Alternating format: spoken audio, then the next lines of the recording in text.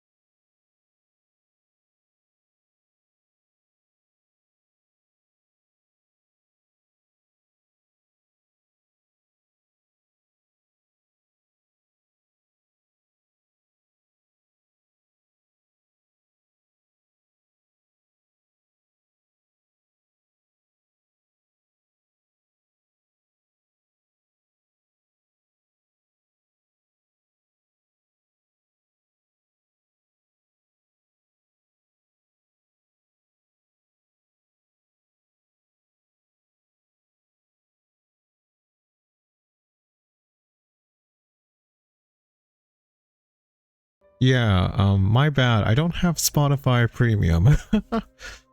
Yeah, thank you so much, Alzora. I really appreciate the sub. Sorry. I'm not buying Spotify Premium from Sir for some time. It's kind of pricey. Which is okay, but yeah, thank you so much for the sub. So sweet of you. Oh,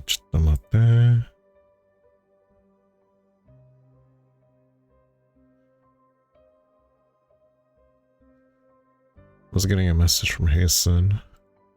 I'm hoping this chapter is a lot shorter than the last one, and I hope it doesn't break my heart again. So I'm quite excited. I need to make a blankie emote. That should be easy to make. Like, it's just the Pepe blankie emote, and then they just change the face. I could probably do that. Oh. 1 second, I gotta move chat. Where is it? Yo. I showed you. 1 second. We're moving chat really quick. Hello, thank you for your check-in. Thank you for stopping by. Hi Skittles. Hi Holiday. Nice to see you guys again. Are you guys ready to cry again? Water. I got water right here. Alright, we drank some water for China. Actually, the chat box is still kind of crap in my style. There we go. Yeah, I don't know why. It's a different scene where I try to adjust it, but then like it affects the other scene. Maybe it's because I have it in folders in OBS. I'm not too sure. Yeah. Welcome in, welcome in. I didn't do that much testing. I wanted to stream a bit earlier today because I haven't been having time to spend with Hasten. So I feel kind of bad about that.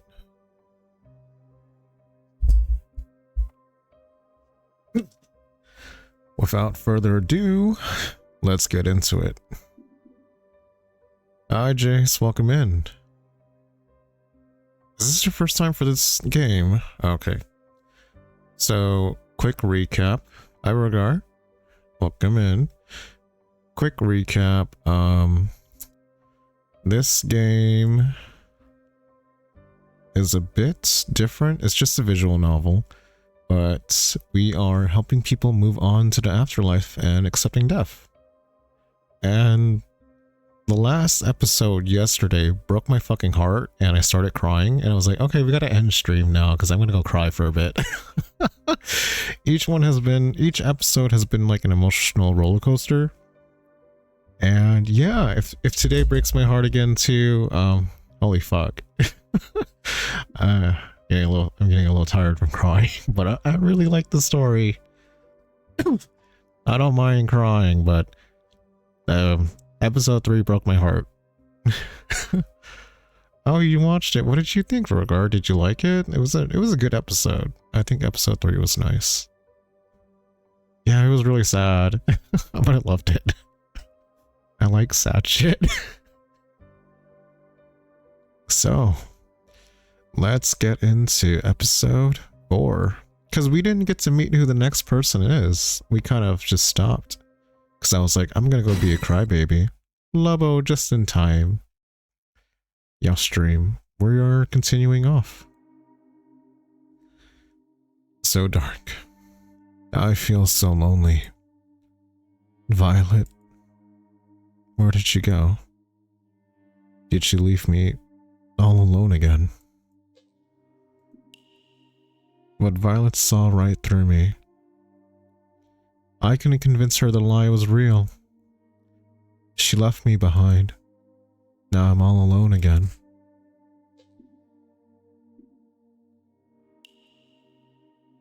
Lying is bad. No, it's getting caught that's bad. I can't get caught telling lies. I mustn't get caught telling lies. I feel like I know this place. A mirror.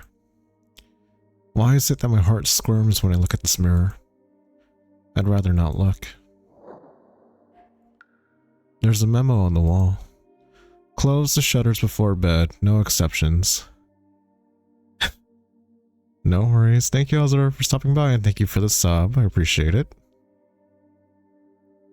Close the shutters before bed. It's not a scary game, but it is a sad game, though. Thankfully, there's no scary shit. I would have lost my mind if I got, like, jump scared. That's a really big plushie. It looks like a bear, but kind of like a cat, too. I wonder who made it. Someone famous. Now, where have I heard that before? She heard it from Violet. Violet told her all about the bear cat plushie. There's something behind it.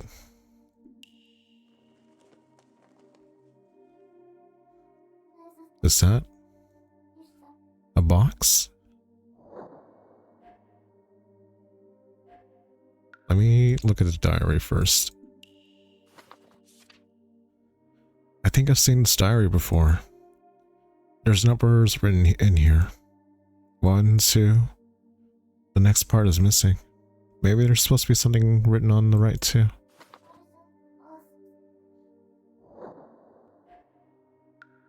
It looks like a present. Let's see what's inside. It's empty. Did someone take what was inside already? It smells a little like the beach. Huh?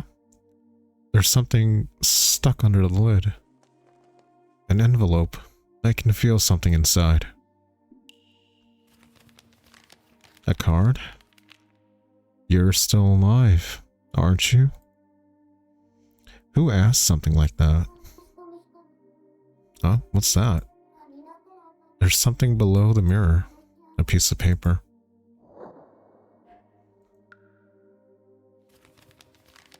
Is this a page from the diary? June 22nd. Only what you believe is the truth. He called me today too. I lied to him again today too.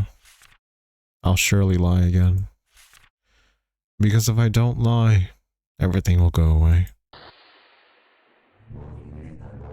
Splendid. That just now didn't sound like you at all, Mary. I'm not allowed to be me. That's why I'll lie again. Why must you hurt your father like this? Lie and you have to stick to it. Lie and you mustn't get caught.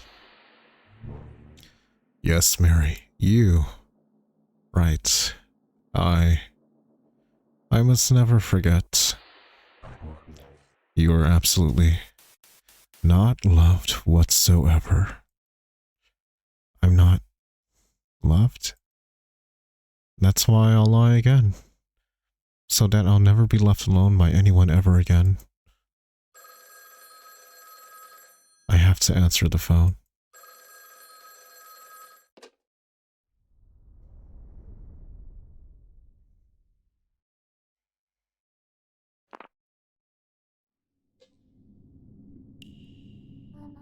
Hello? Who's there? Why won't you say anything? Hello? What's wrong? Please say something. Hello?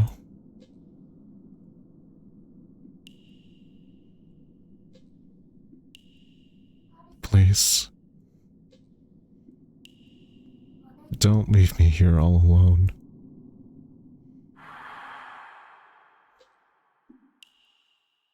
Is someone there? Who are you?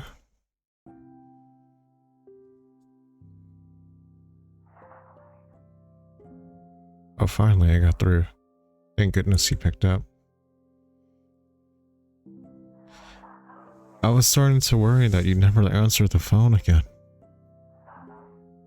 Are those sniffles I hear? Huh? Am I crying?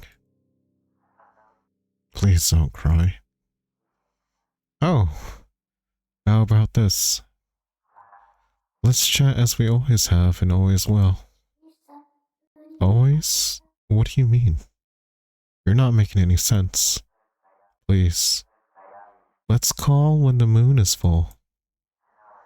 Just as we always have. After all, me and you are... You mean the world to me. I treasure you more than anything. What? Do you know me? Please don't say that. You can be yourself. You're good enough just as you are. I want you to be yourself. We'll be together, now and forever. We can chat until the end of time.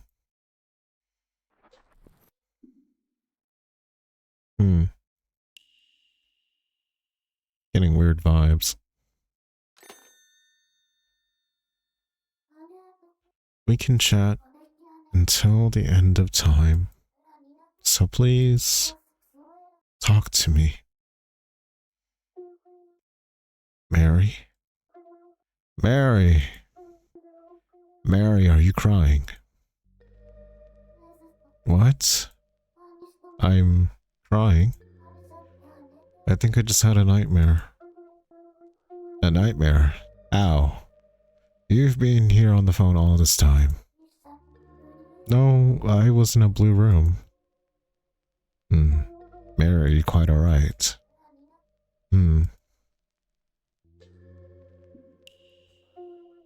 Regardless, I must congratulate you on saving Violet. Violet? Did I really? Indeed. You remember how you continued her unfinished call, no? Oh, right. I did do that. I saved her, huh? You lied to her to such an extent, points for commitment if nothing else.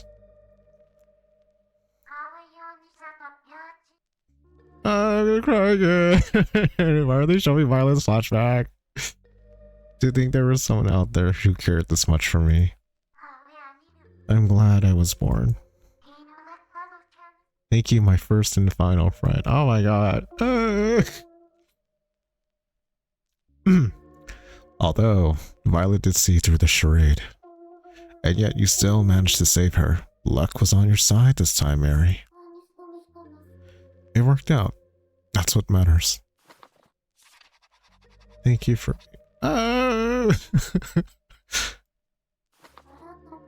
She called me her friend. But now she's gone. Leaving you alone once more. I still have you by my side. Me? Well, I suppose technically speaking, I must say I never expected such words to come from your mouth, Mary. You think so? Indeed, you've changed much as a person. You're a far cry from the girl that first set foot in here. I found myself in that blue room again. What did I find in there again? I'm already starting to forget. There was an empty present. A birthday card. And also... Oh right, I found a page from a diary too. And when I read it, my heart started aching. What was written on it again? I've already forgotten. Apart from that, there was... Oh, I can't remember anything else. I still remember a few things vaguely. I should draw those while I still can. The room looked like this, I think. Words written on the birthday card. What exactly was that? Hamlet might know. Mary, are you alright? You don't seem to be well at the moment. Actually, ever since the start, every time I save someone, I end up in this weird room for some reason. Really now? It always feels like a dream though. Interesting. An indicator of your memories returning, or so I would hypothesize. Are they gonna come back soon? I would assume so. That room is tied to your past. That blue room is? Tied to my past? Was it my room? Most likely.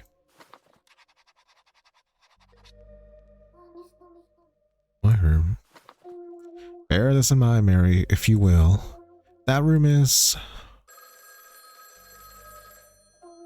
Oh, Mary, the phone is ringing. Another spirit has come in need of saving. It is time. Pluck up your courage and pick up the phone.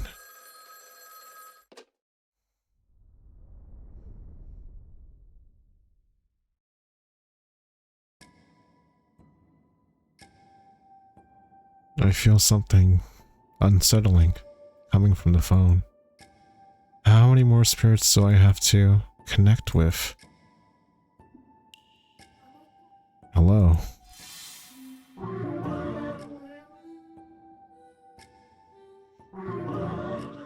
Soon, Mary.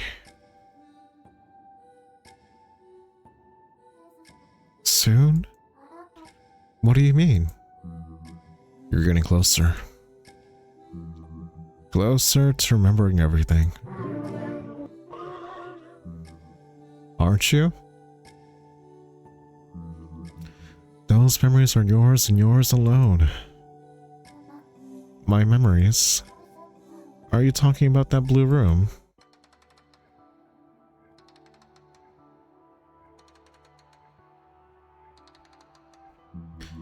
Yes, Mary.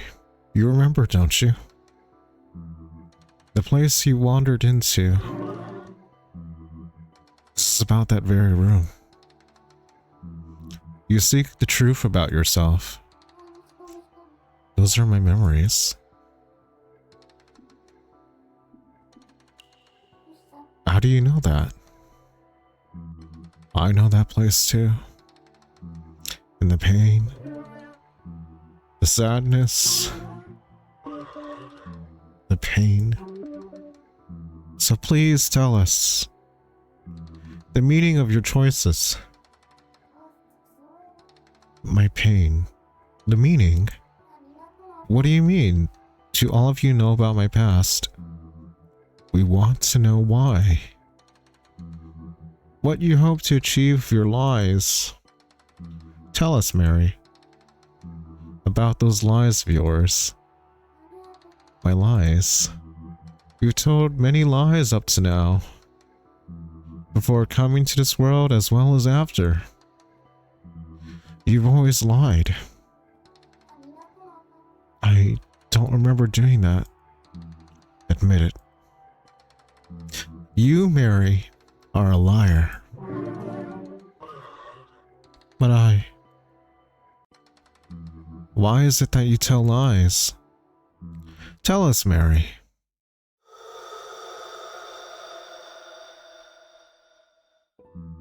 Do you lie to make others happy or to erase yourself? Which is it?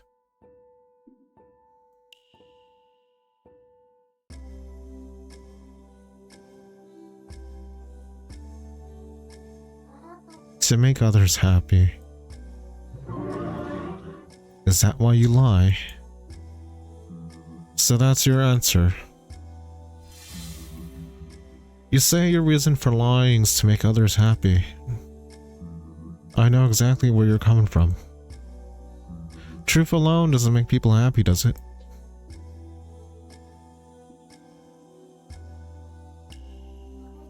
I'm not sure telling the truth is always right. Possibly. Ignorance is bliss, as they say. There's gotta be someone you ought to talk to. Someone who loved you for who you are must be out there.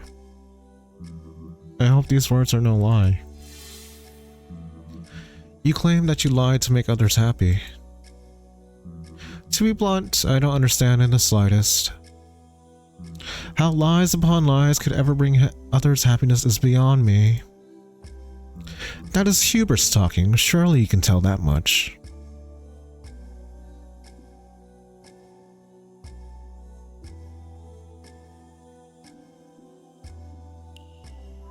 I think people have to lie sometimes. You put a lot of thought into for whom your lies are necessary, haven't you? Stop lying at once. Mary, you lie to make others happy, don't you? You think lies can make people happy? Mary, we share a lie, you and me. We share a lie. That's where everything started. Our grief was born from that lie. So I want you to hear my story. Me and my daughter met a very tragic end. Oh my god, I'm gonna cry again. I know it. I'm gonna fucking cry again today. I wasn't able to give her the love she needed. In the end, the only present I gave her was a single plushie. It was my responsibility to give her the love she deserved. What her tiny hand sought mine, I was supposed to be there to comfort her. If only I could turn back the clock, if only I could redo everything with her. I can't pass on. Not now, when me and her know nothing but pain. That's why, Mary, I want you to ask me that question that burns in your mind. Who are you? Oh my god. This game's an emotional roller coaster. I love it.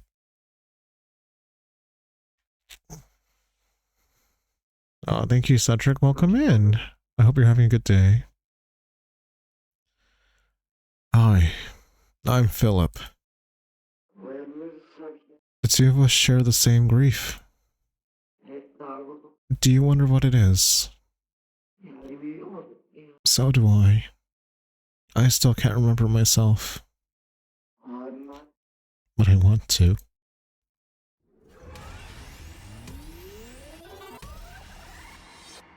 Why does this spell with an F?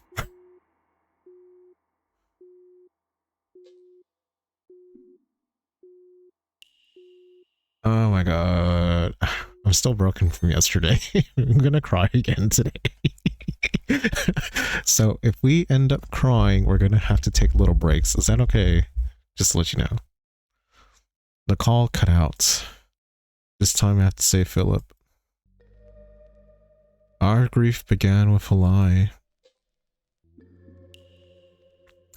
That last spirit, his name was Philip, I think.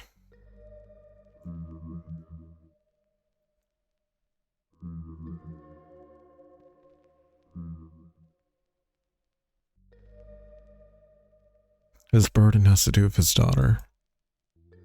I should ask about that when I call. Philip's daughter.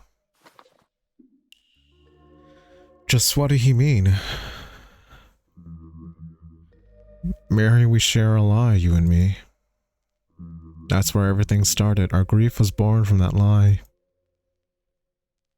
We share a lie. Our grief was born from a lie. What do you mean by that? Those words might be important. Hamlet. Yes. During the call, those voices, it was almost like they all knew me. Hardly the first time that's happened. The spirits within these calls are an unconscious amalgamation of individual minds. They may at times act as if they are familiar with you. I suppose, but something felt different this time. It's no use getting hung up on minor details. More importantly, you have a new spirit's number. Let's hear what story they have to tell.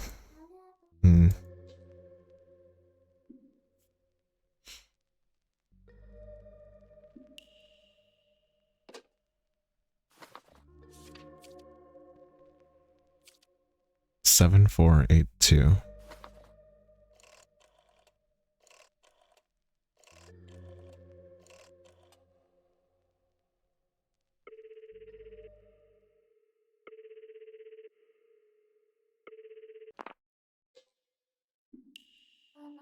Hello?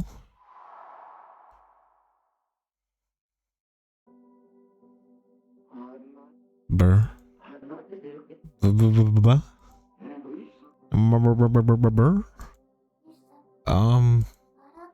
Hello, can you hear me? Burnt? No, I have to do something. What happened? My precious little one, she's burnt to a crisp. Why? When did this happen? I can't believe it. And the others, there used to be so many. Why is she the only one left? Calm down, please. Are you talking about your children? My precious little ones have vanished from my room. There's only one left and she's charcoal. I put my heart and soul to making her. Was it you? Did you burn her? No. My name is Mary. I just called to ask you something. Then why is my poor baby halfway to ash? This is just cruel, inhumane. It's not just her. My whole room is gone, black cinders, all of it. All I've got is a charred clump. Philip. I don't think Philip understands. Could you calm down and listen to me? The world as we knew it is gone. Huh? What nonsense is that? There was an apocalypse. The whole world is gone. It could turn inside out for all I care. It's my precious little ones that matter right now. You don't care? Wait, just a moment. These little ones. What are they? Are they actually your children? Children? Not exactly. Huh? They're not your children. Then what are they? I don't want to say. Why not? Because you only laugh at me. What? Why would I? Why wouldn't you? You'd laugh your head off for sure. Do people do that a lot? I'm the butt of everyone's jokes. They call me a freak for liking what I like. The second I bring it up, all of a sudden I'm a laughing stock every single time. I won't laugh. I don't think I've seen Mary laugh at all in this game, so he's safe. I promise, so please tell me. Oh, you will? Everyone does. When they see me making them, taking care of them, apparently it's not something adults are supposed to do. Okay, okay. Is there no way to convince you? No, not in a million years. This is going nowhere. Alright, then I'll try to guess what they are. As if you ever get it right. I think they're dolls. I'll take notes as I go. I think I'll be fine. This isn't my first time trying to figure things out. But just be honest with me, okay? Okay. Those little ones you're talking about. You said there used to be lots of them, right? How many exactly? At my house, 62 in all. That many? Yeah. I've actually made many, many more, but... What happens to them? Oh, I set them off. Where? Many different places, actually. Like where? Huh. Come to think of it, where did I send them?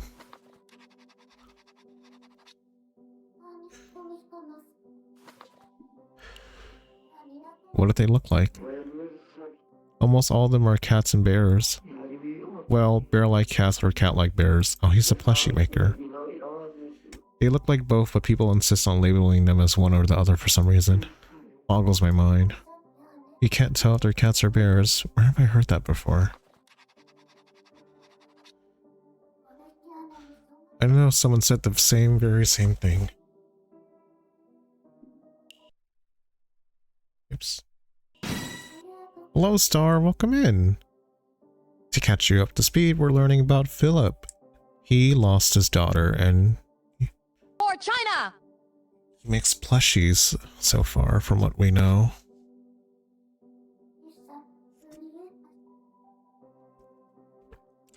We drink water.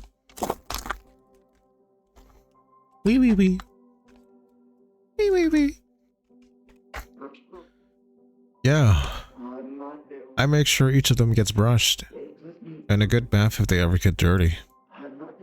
Which reminds me, one happened to fall off the balcony one time. I nearly had a heart attack.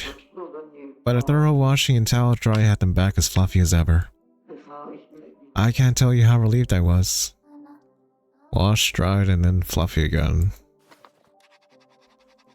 Dry them off and they get fluffy again. Sounds like something soft.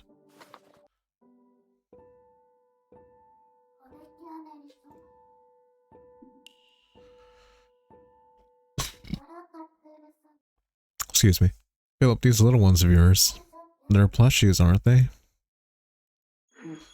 How did you... Wow. You're spot on, Mary. Honestly, I'm floored that you guessed right. You like to... make plushies, right?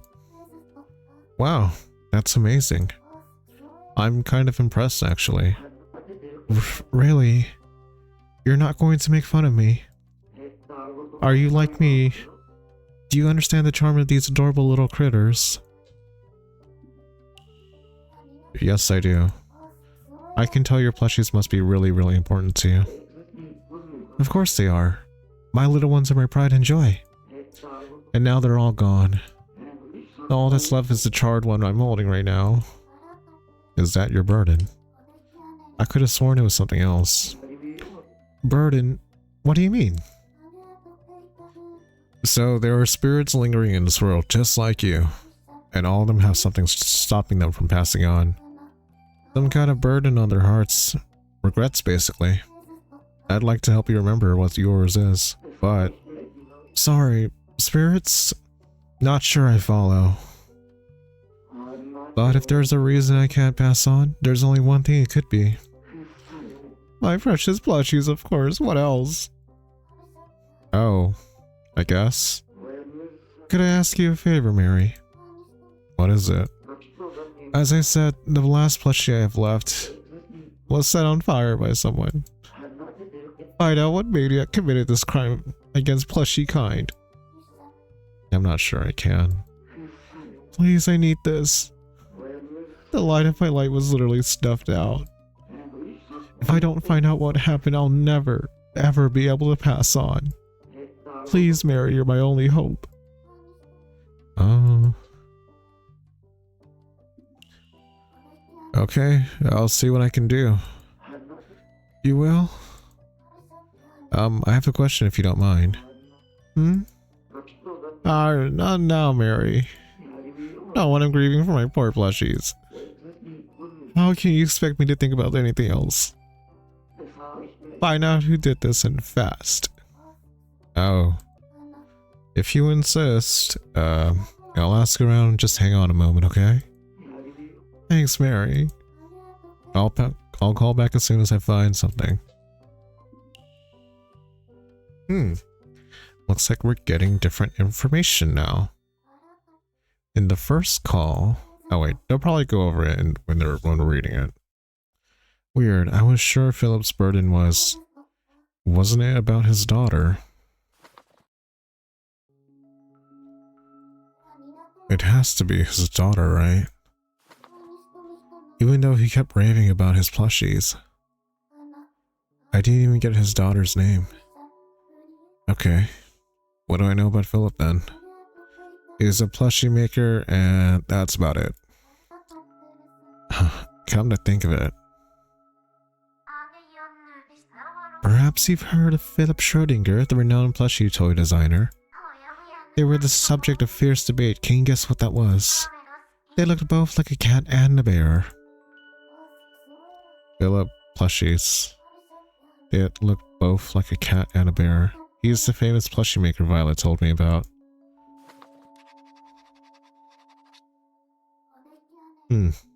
How about that?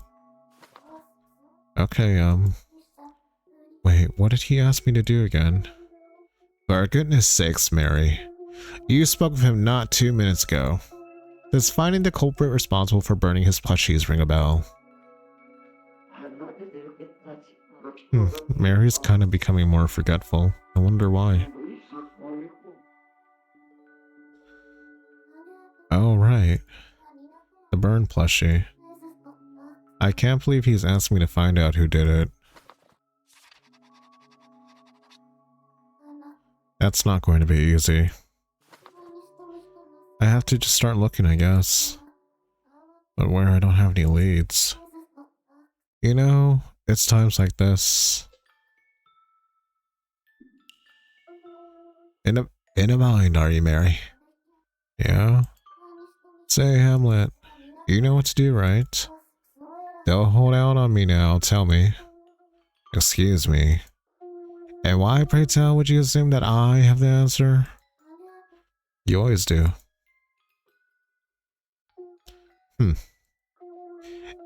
You were such a naive fledgling at first. I've begun to miss that, Mary. Sorry to disappoint. No matter. Take a gander at your notebook. What? Look at the directory section. Oh. New numbers. I've already taken the liberty of finding new third-party numbers. Perhaps they might know a thing or two. You're the best, Hamlet. Well, if you insist. I'm thankful I have you, Hamlet.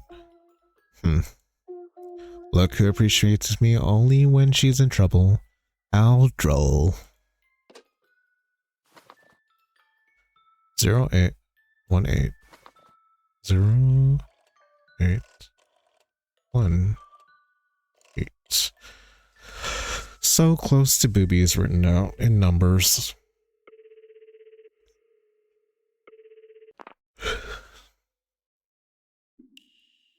Hello?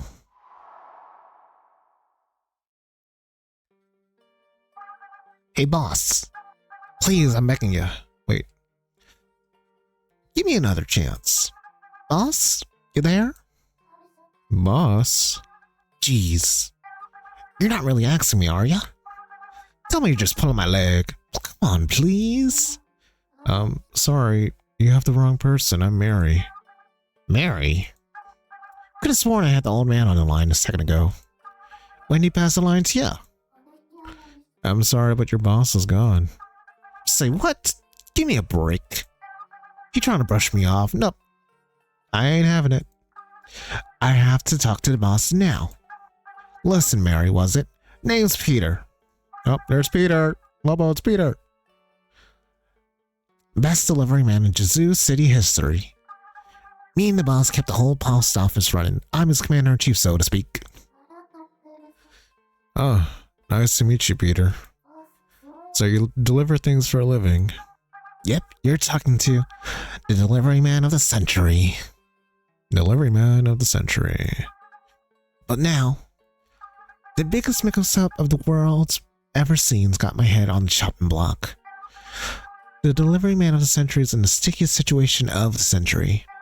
I'm talking big, big trouble here. So I gotta set this record straight with the boss ASAP. Come on, Mary, help a man out, won't ya? Get him back on the line. Cause look, I'll admit, I caught a peek at a letter before delivering it. I fully made it, no denials, no excuses, because I'm an honest, upstanding guy. You read someone's mail without them knowing? Well, that's all, I swear. I only saw what was said. I never swipe it, honest. I'm on my knees here, you gotta believe me, Mary. Come on, please. Hey, please have a cherry on top. Mary, no, Your Highness, Queen Mary the Great, never mercy on this poor delivery man. Patch me through to the boss, please. If I lose this gig, I can't pay off my debt, or even buy cheese anymore. I'm dead, you hear? Dead. Hi, Cormac. Welcome in. Hope you're having a wonderful day. It's all over. Oh, I'm sorry to say this, but your boss is really gone. The moon fell, there was an apocalypse. Do you understand what I mean? The moon, what? What do you mean apocalypse? Wait, back up a little. Return to sender, return to sender. That's some kind of code or something? You know how the moon floats in the sky? Of course, gets way up there at night. Well, it stopped doing that and fell down. Down? Like honest? Yeah, like right on top of us. So you're saying the moon crashed into us and now everything's gone? Yes, exactly. Do you get it now? The moon fell down. Huh. What can a guy say to that? I know it's a lot to take in. Gone, everything? Peter, are you okay? Peter. The apocalypse happened. Like, no freaking way, that's true. What? The world doesn't just end like that. But, it really did. No. I ain't buying it. Come on, Mary. I'm serious, listen to me. Mary. No, look, he doesn't believe me. Are you that desperate to keep me from talking to him? Bet he forced you to stonewall me. Stubborn old coot always shuts himself away when he gets in the mood. Mary. Please. I really didn't steal that letter. Swear on my pinky toes. I'll bend over backwards to get my job back. Ask me anything, I'll answer anything. He put you in charge of interrogating me, right, Mary? Come on, fire away, ask anything you want. Please, Mary. Huh, wasn't expecting that. Makes my life easier, at least. Do rest your eyes, I'll answer anything. What was the mix-up with your boss? Get a load of this. The boss thinks I, of all people, swiped one of our clients' letters. Did you? No, that's what I'm trying to say. He's got it all wrong. Let me be up front with you, Mary. Letters are awesome. I love them. But I love being the one to deliver some so much more. Being that link connecting people is such a rush. But I can't get that rush if I swipe it now, yeah? But you read it, didn't you? You did read it, right? I did, yeah.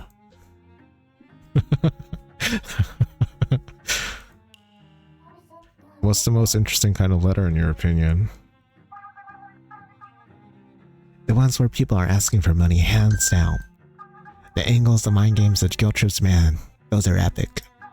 Oh, and get this, I realized, yeah. People asking for money never say sorry. They put on this I obviously deserve it act. Stir up some pity, you know? How weird is that?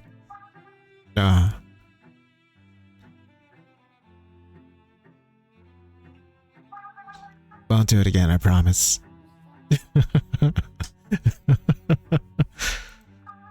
Do your worst. You wouldn't happen to know a Philip, would you? Oh, you mean Philip Schrödinger? Sure I do. Delivered to his place plenty of times. You a big fan of his plushies too? I wouldn't say I was a fan. Oh, come on. Why'd you bring him up then? I'm trying to find out who burned one of his plushies. Someone torched his plush? Don't look at me. It wasn't me, I swear. I didn't do it. Do you know something? Sure I do. The delivery man of the century never forget one of his own deliveries. But just to be clear, that thing was already charcoal by the time I got it. What? It was already like that? Sure was. This is the burn plushie I delivered to Phil's place, yeah. It was already like that when I picked it up. I just dropped it off at Philip's as is. I didn't do nothing to it. Cross my heart. Okay, I believe you. Calm down. Talk about bizarre cargo. I don't get it. Why would someone send a burnt plushie? Speaking of, Philip says something kind of crazy.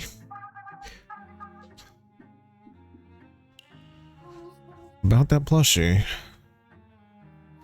What do you mean it was already like that? Exactly what I said. The sender came to us and said, "Hi, hello, deliver this please." And we're delivery men, yeah? We deliver it, it's in the name. Fair enough. Thing is, the plushie looked like it picked a fight with a bonfire and lost. I thought to myself, yo. Seriously, you want to send this? You think that too, right? Yes, obviously. So I asked the sender the exact question, seriously, you want to send this? What you think they said? What? Let me tell you word for word. Shut up and do your damn job.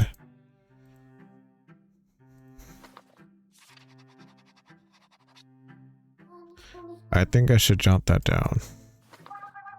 Oh yeah, now I remember. Hmm? The sender also gave us something else too. What was it?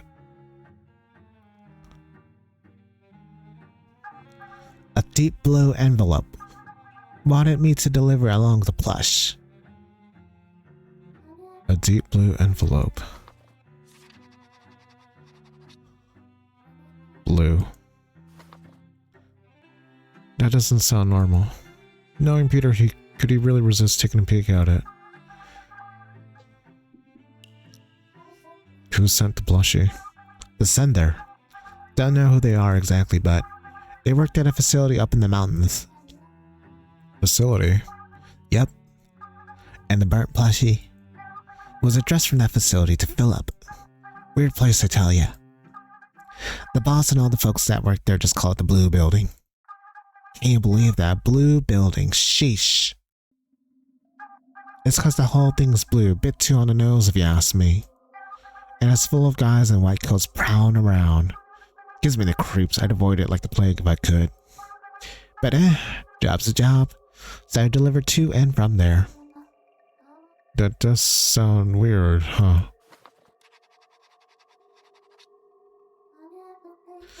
Why did a picture of the facility I couldn't have seen before pop into my head?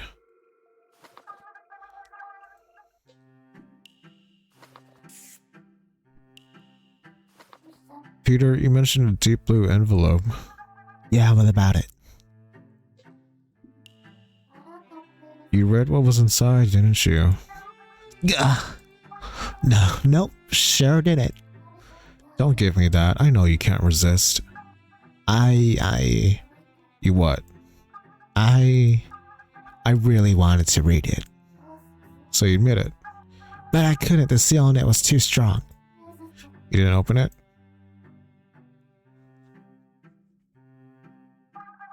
Nope, instead I just held it up to the sun. Thought maybe I could make out a bit that way. You don't give up that easily, do you? You know me, gotta scratch that itch. It was hotter than blazes that day too. Maybe you should have put that energy into something else. Anywho, I figured out a line. It said, any attempted to leave in order to see you, Mr. Schrödinger.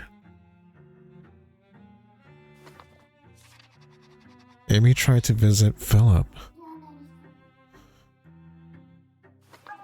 Yeah, but that's all I got out of it. The rest, there was just no way to get the lighting right. Tried for hours, but the sun went down. Remind me never to ask you to deliver my mail.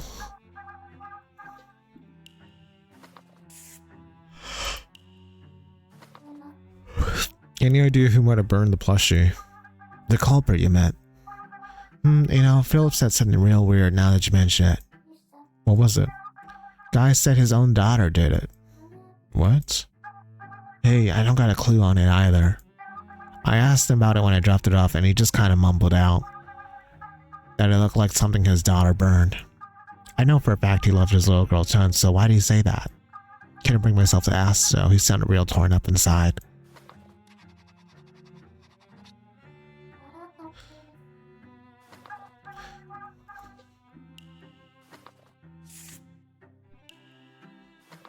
Just who was Philip's daughter? Oh yeah, about that. He and his little girl don't live together. Still, it seemed like she was always on his mind. I see. Yeah, she was a good girl too. His little girl, his daughter... Huh. That's funny, where was she living again? Can't remember for the life of me. His memories are mixed up. What was she like? Amy, you mean? Never talked to her myself, but I heard she was as cheery as they come. Philip was one proud dad, no joke. If you ever got him started, he'd talk your ear off about her for hours. My Amy was the nicest girl ever, and what have ya. I had other deliveries to get back to, but he just droned on and on and on and on. Kind of jealous of Amy, to be honest. Imagine having someone around who gave that much of a damn about you. Oh. Just wants to be enough. I know what it's like. I want to know what it's like to have someone caring about me that much. Peter? Meh. Anywho. Point is, Philip adored his little girl. Yes, I got that. He loved his daughter more than anything in the world. So basically, the blue building sent Philip the burnt plushie. Yep, I know that for a fact. Made to deliver him for myself and all. Like the man among delivery man I am. Thinking back, Philip was always the quiet type. But he turned downright prickly after that day. He did? Yeah, no joke. Felt kind of guilty about it. Peter. Then, after that, Philip... I can't remember a thing. Used to brag like I had a memory like a vault too. About that, Peter. Your memory is fuzzy because you're a spirit stuck in limbo. A what now? Is this about that apocalypse thing? Yes. I know it might be hard to believe. You know something, Mary? This whole world ending thing. I believe ya. Really? Yeah, after chatting with ya, I can tell you ain't the type to cook up that kind of lie. Peter. And yeah, I just got this feeling. Something's kind of holding me down inside, not that I can do anything about it. That stuck in limbo thing just kind of makes sense. Holding you down? How so? So Philip, yeah. Can't remember all that much, but after dropping off that plushie... Oh, thank you for the pets, Elf. Welcome in. He kind of lost his marbles. You started acting strange. Yeah. Hey Mary, you mind figuring out what happened to Philip for me? Not knowing what happened to him, it irks me, you know? He's a stand-up guy. He wouldn't get up like that for no reason. Sure. I'll see what I can find. Thanks, Mary. Counting on ya. I'll do what I can. I need to hang up for now, okay? Sure thing. Let me know when you find something. So, how was my voice for Peter? Not too bad, right? That's just kind of the vibe I got from Peter. I don't know. Although he's a little lispy because I don't really know how to talk in that voice very well. This is my first time practicing. But we're having fun. I should jot some things down in my notebook. Oh, you like it, Rogar? Thank you, thank you. Gotta have fun with the visual novels, you know? I feel like the character designs really give them that kind of impact, you know? They're very well designed, so it just makes you picture what they sound like. We're sent to Philip's house from the blue building. And let's see. Philip had a daughter named Amy. The other important thing was the person who set the plushie on fire. Philip said it was his daughter, didn't he? That he did? This is so weird. The facility went out of their way to send a burned plushie. And Amy burning the plushie at all, it doesn't make sense. Why not inform Philip of this?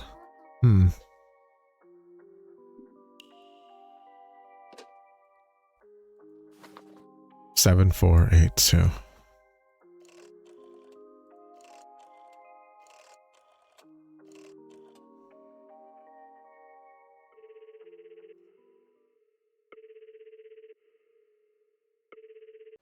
Oh no, there's an outbreak starting soon.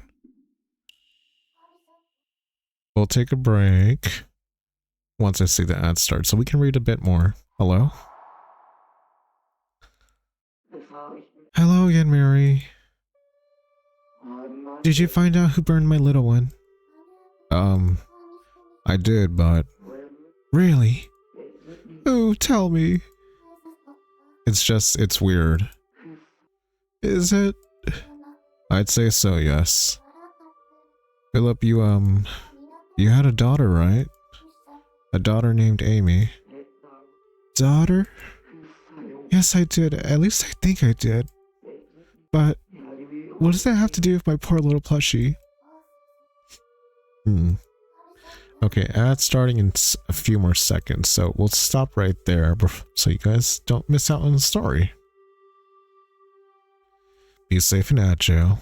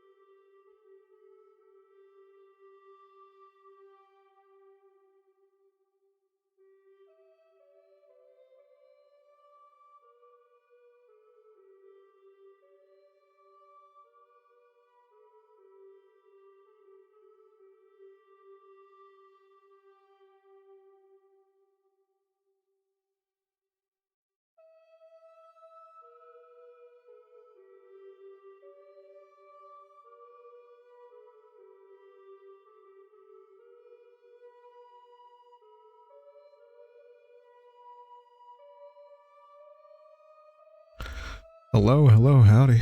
Welcome back from Ad Joe. Ready to continue the story? Let's get it started.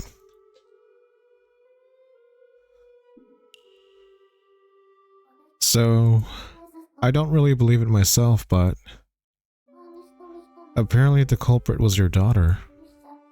She's the one who burned your plushie. My daughter? Yes, I was told you said that to Peter yourself. Amy burned my... That can't be. I know, right? Setting fire to a plushie from your father is just... Yeah, she wouldn't do that. She would never. Amy. Amy set fire to my poor little one. That's too far-fetched. I gave her that plushie myself. Why would she do such a thing? Amy adored me, you know. She was always trying to get my attention, always Papa this, Papa that.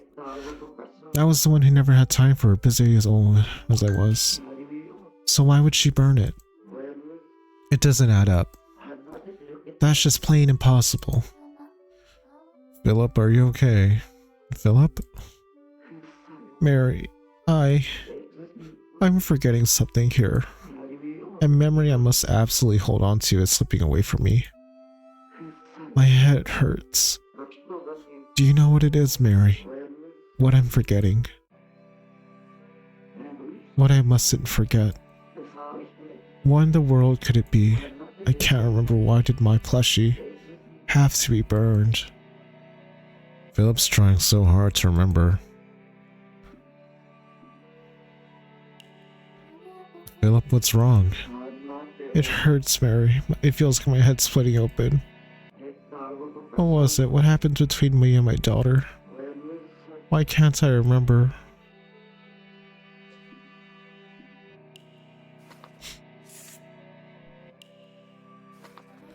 A letter was delivered to you. What letter? From who? From the blue building. The blue building. Oh yeah, that's where Amy was living. She was taken away to the blue building. That's why we lived apart. Taken away? Why? What was she doing there? She was... I can't remember. Why can't I remember? Philip's trying so hard to remember.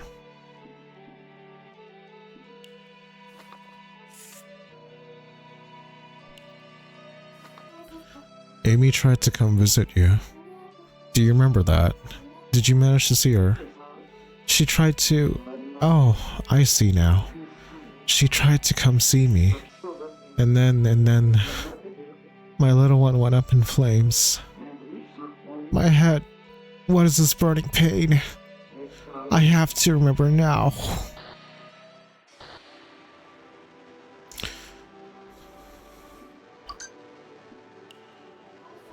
Philip, don't force yourself. You don't get it, Mary. I have to remember. Nothing else matters. Where have my precious memories gone? Is there any way I can jog his memory? That plushie was already half burnt when they sent it. It was almost falling to pieces by the time it got to your door. And when the delivery man asked about it, you said your daughter burned it. They sent me the burnt plushie. Oh, I see now. I was wrong. It really was Amy who burned my little one. But why? What made her do that? She would never do it on purpose. She couldn't have wanted to burn it. Why is that? Because... I don't know. Just a little more. I'm so close to remembering. It's that facility, Mary. Amy was sent to live there. Facility? You mean the blue building? Yeah, that. They gathered children there. Special children. Special? How so? They all suffered from a rare condition. That's why she had to go there in the first... Oh my god. And she broke out to come back to me. And somewhere along the way, the plushie got burnt. She didn't try to set it on fire. She didn't want it to burn, but it did burn. Because it was next to her. It burned along with her. All because of her condition. Hold on, Philip. No way, was Amy... moon child. Gonna cry. Yeah, that's right. That's exactly right. It's just as you say. Amy was a moon child. Everything around her started burning when sunlight touched her skin. Even so, she broke out of the facility because she wanted to see me. But she never made it to my door. Her surroundings were set ablaze and she got caught up in it. They never found her body. Only the charred remains of a plushie that she'd taken with her. That plushie was the only trace of her left. That's terrible. Don't tell me Amy, she's gone. Dead. That's what the blue envelope was for, to tell me she died. Only the plushie was left. I held it close. Only then did I connect the dots. I hadn't held her in years. I'm such a fool. It'd been so long since I last saw her. Living alone had become normal. I could have done so much more while she was alive. I didn't do a damn thing.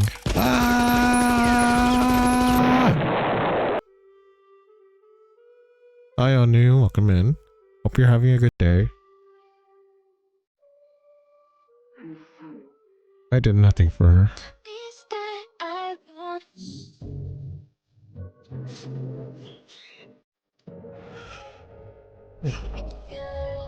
For China! I'm drinking water. I'm stretching. Thank you.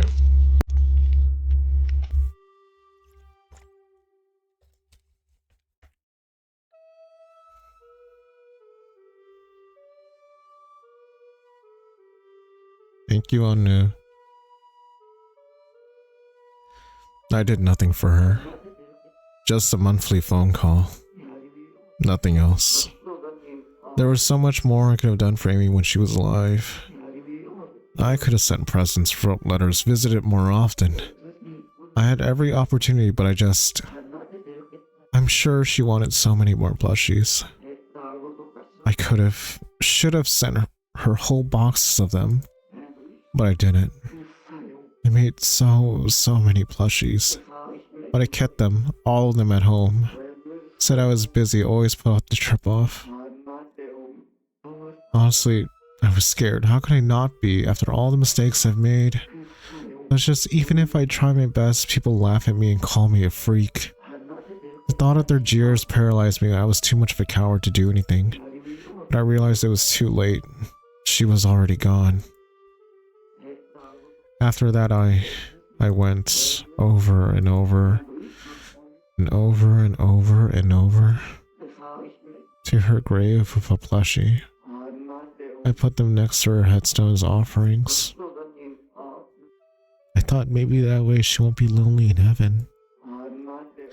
But on the day I brought the last one, as I sat there in front of her grave, it hit me. This wouldn't change anything. There was nothing I could do for her anymore. Nothing could change the past, where I let my fear leave Amy all alone. As for the plushies, I got rid of them in one last tribute to her. That's why there aren't any in my house anymore. That's everything I remember. I'm a failure of a father. A useless, cowardly fool of a man. You couldn't have. Mary, could you leave me for a bit? I'd like some time to think. Philip, try to think happy thoughts. I'll try. Thank you, Mary.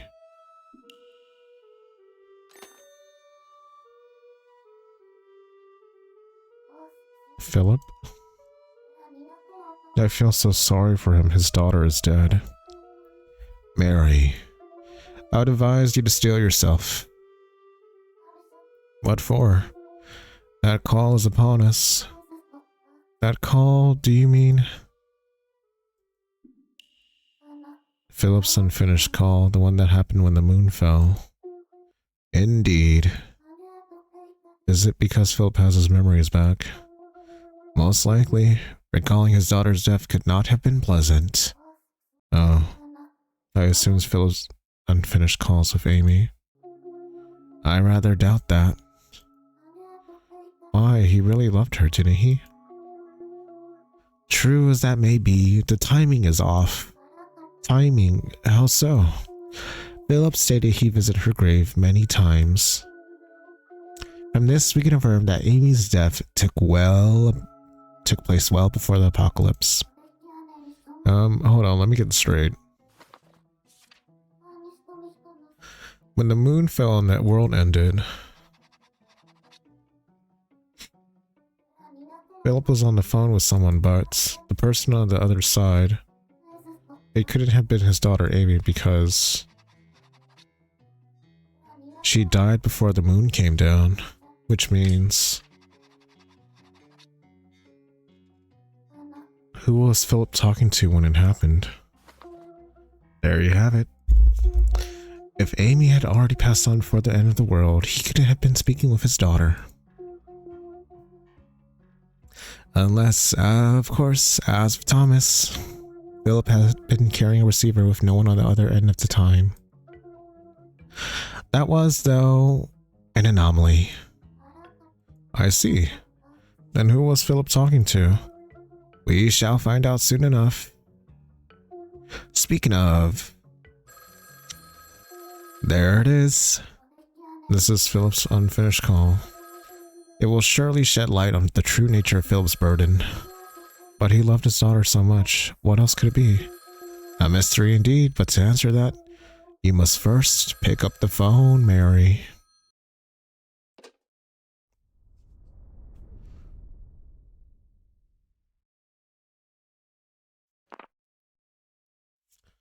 His daughter Amy died. So who was Philip talking to when the moon fell?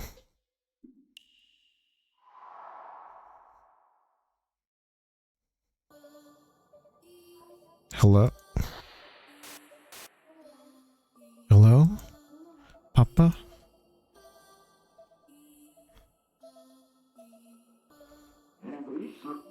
Who is this? Papa, it's me.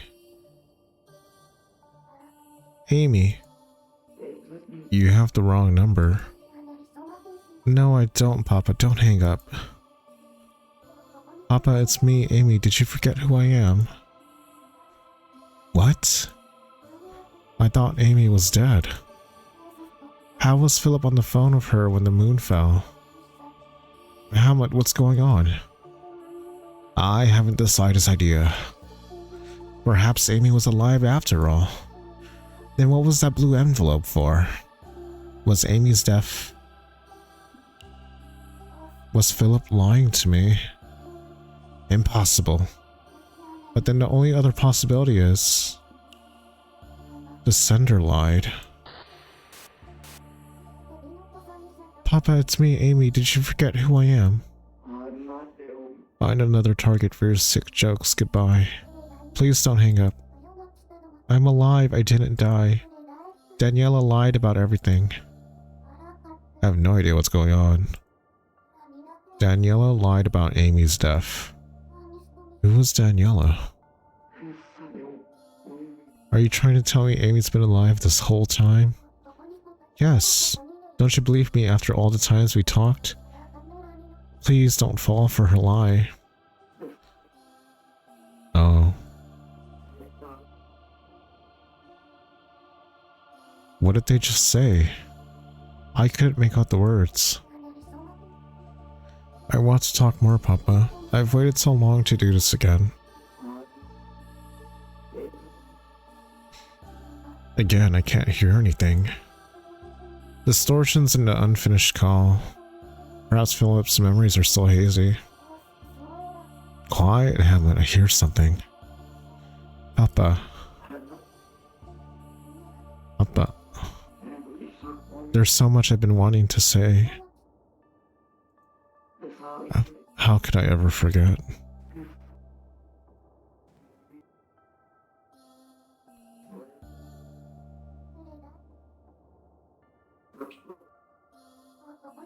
Please just listen to me. They're fading out again. Just what are they talking about? Is Amy actually alive? Only I can catch a few more words. I am... In that moment, the moon fell to our world. The moon fell. Just what's going on here? Mary, hang up for now and organize your thoughts. I shall attempt to do so as well. Okay.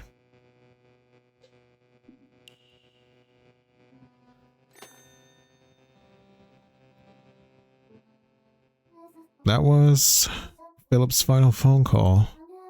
The bits I couldn't make out at the end make out bother me more than that. Papa, it's me, Amy.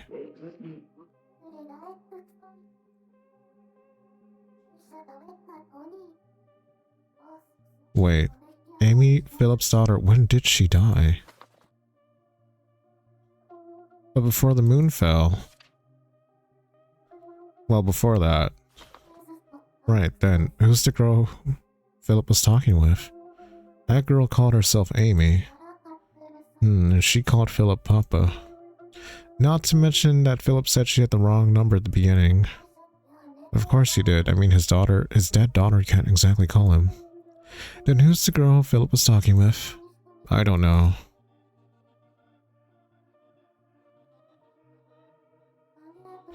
So Amy never actually died. Amy was alive this whole time. But Philip was sure she was dead.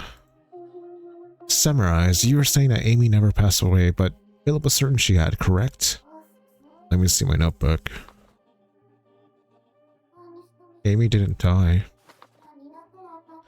If that's true, then I wonder what convinced Philip she was dead.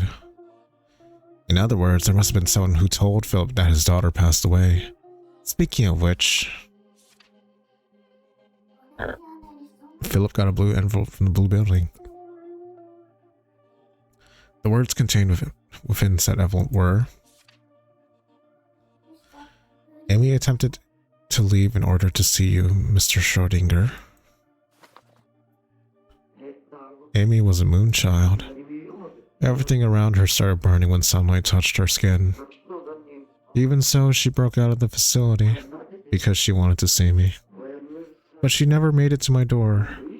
A fire started somewhere along the way and she got caught up in it, is what he said. If I may, what we heard in that last unfinished call. Please don't hang up. I'm alive, I didn't die. Daniela lied about everything. Amy stated that Daniela lied, did she not? Perhaps she is involved with the blue building in some way. I suppose we've little choice but to ask Philip. Right.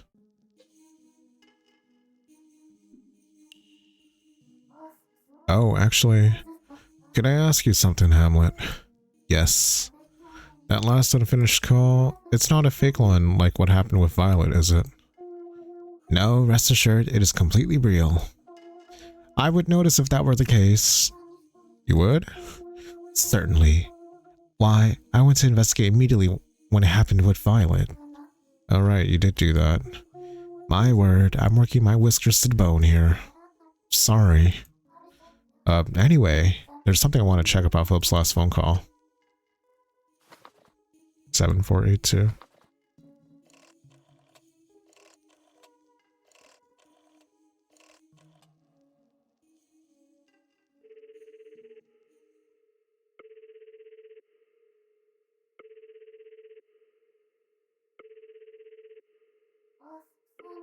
Philip, I wonder if he's good to talk now.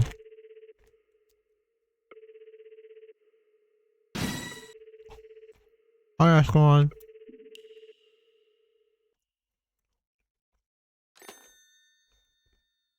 Thank you for the pets. Hello, I hope you're having a good day. I can't reach Philip. I can't blame him for not picking up.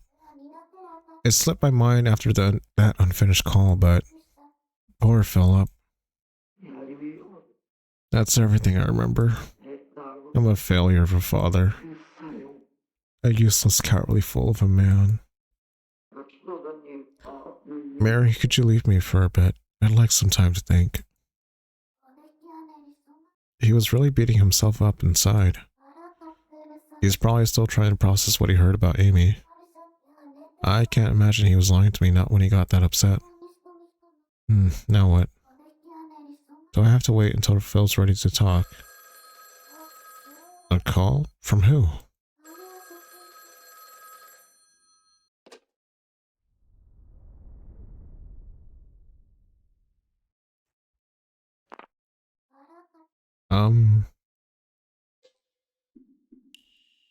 Hello?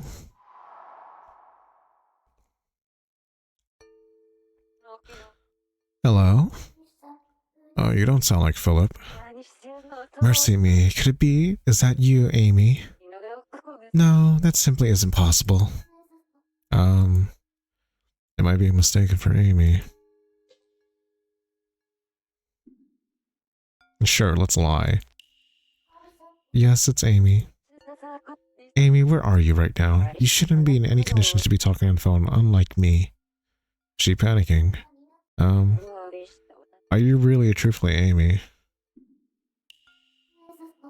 Sorry, I'm not Amy. My name is Mary. You're not? Oh, just a stranger then. Noted, but I must say, what a stunning surprise. Your voices sound near identical.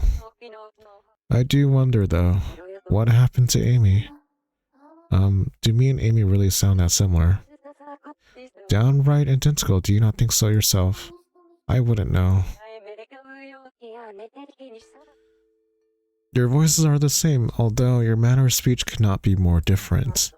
Hopefully you understand why I confused the two of you at first. You know Amy well enough to recognize her voice then. Are you, may I ask your name? My name is, Daniela. Yes, that's it, Daniela. Daniela? You're Daniela? Correct. You're Daniela.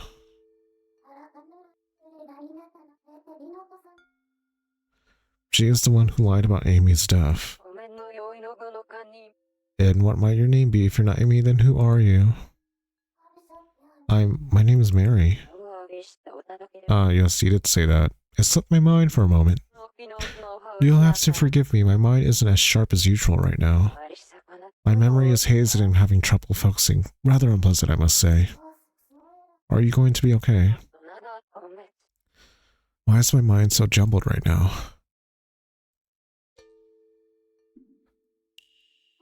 You're having trouble remembering things too. Are you okay? Me? You need to concern yourself. It's a bizarre sensation though, as if my memories have grown moldy, if that makes sense. The highs and lows of my life covered in white mold dissolved into nothingness. That is how I feel. But of course, I doubt you can relate. Not that I care, mind you. I'm fully prepared to drift along in this world void of hope or regrets. That's a weird way to put it. Moldy memories, huh? What's this? Can you not understand this feeling? I'd inferred you suffer from amnesia too. Are you saying otherwise now? No, about that. I'm the same, and it's not just me. Everyone I've talked to on the phone has too. There are bits they remember though. And what would those be? Regrets, emotional burdens like, if only I could talk to so-and-so and I wish I had done this or that. All of them sit by the phone waiting for me to call if only those painful thoughts for company. That's why I talk to them and try to help them make peace with their burdens. Burdens. Of course, that explains why they cannot pass on. Humans are such sentimental creatures. Very well, I understand. Mary, you spent a great deal of time speaking with these sentimental spirits, yes? I couldn't imagine myself doing the same. No? I refuse to listen to the sob stories of strangers for hours on end. What I prefer is to simply observe them. Pure, unadulterated observation is ideal, Mary. No rapport required. Only meticulous documentation. Feelings never muddy the equation, no emotional twinges or plucked heartstrings. A simple work ethic, a simple way of life. Don't you agree, Mary? Is it that simple? I'm not so sure. You don't agree? Isn't it more enjoyable to observe people than to waste time empathizing with them? Even now, my points of interest continue to grow exponentially. You feel it, don't you, Mary? My attention focuses on every detail, your voice, your respiration, your wording. What's on your mind? What do you hope to achieve? I observe, I analyze down to the minutiae. Oh, okay. So you see, Mary, I wish to observe you for longer. I'm most interested in continuing our conversation. Tell me about yourself, won't you? Anything is fine. Daniela, is she the one that lied? A bit of a strange question. Have you ever told anyone so-and-so is dead when it wasn't true? Could you rephrase that? Have you ever said someone was dead when they were actually alive? To try and trick someone through a letter or something, maybe? Have I claimed a living person was dead, you mean?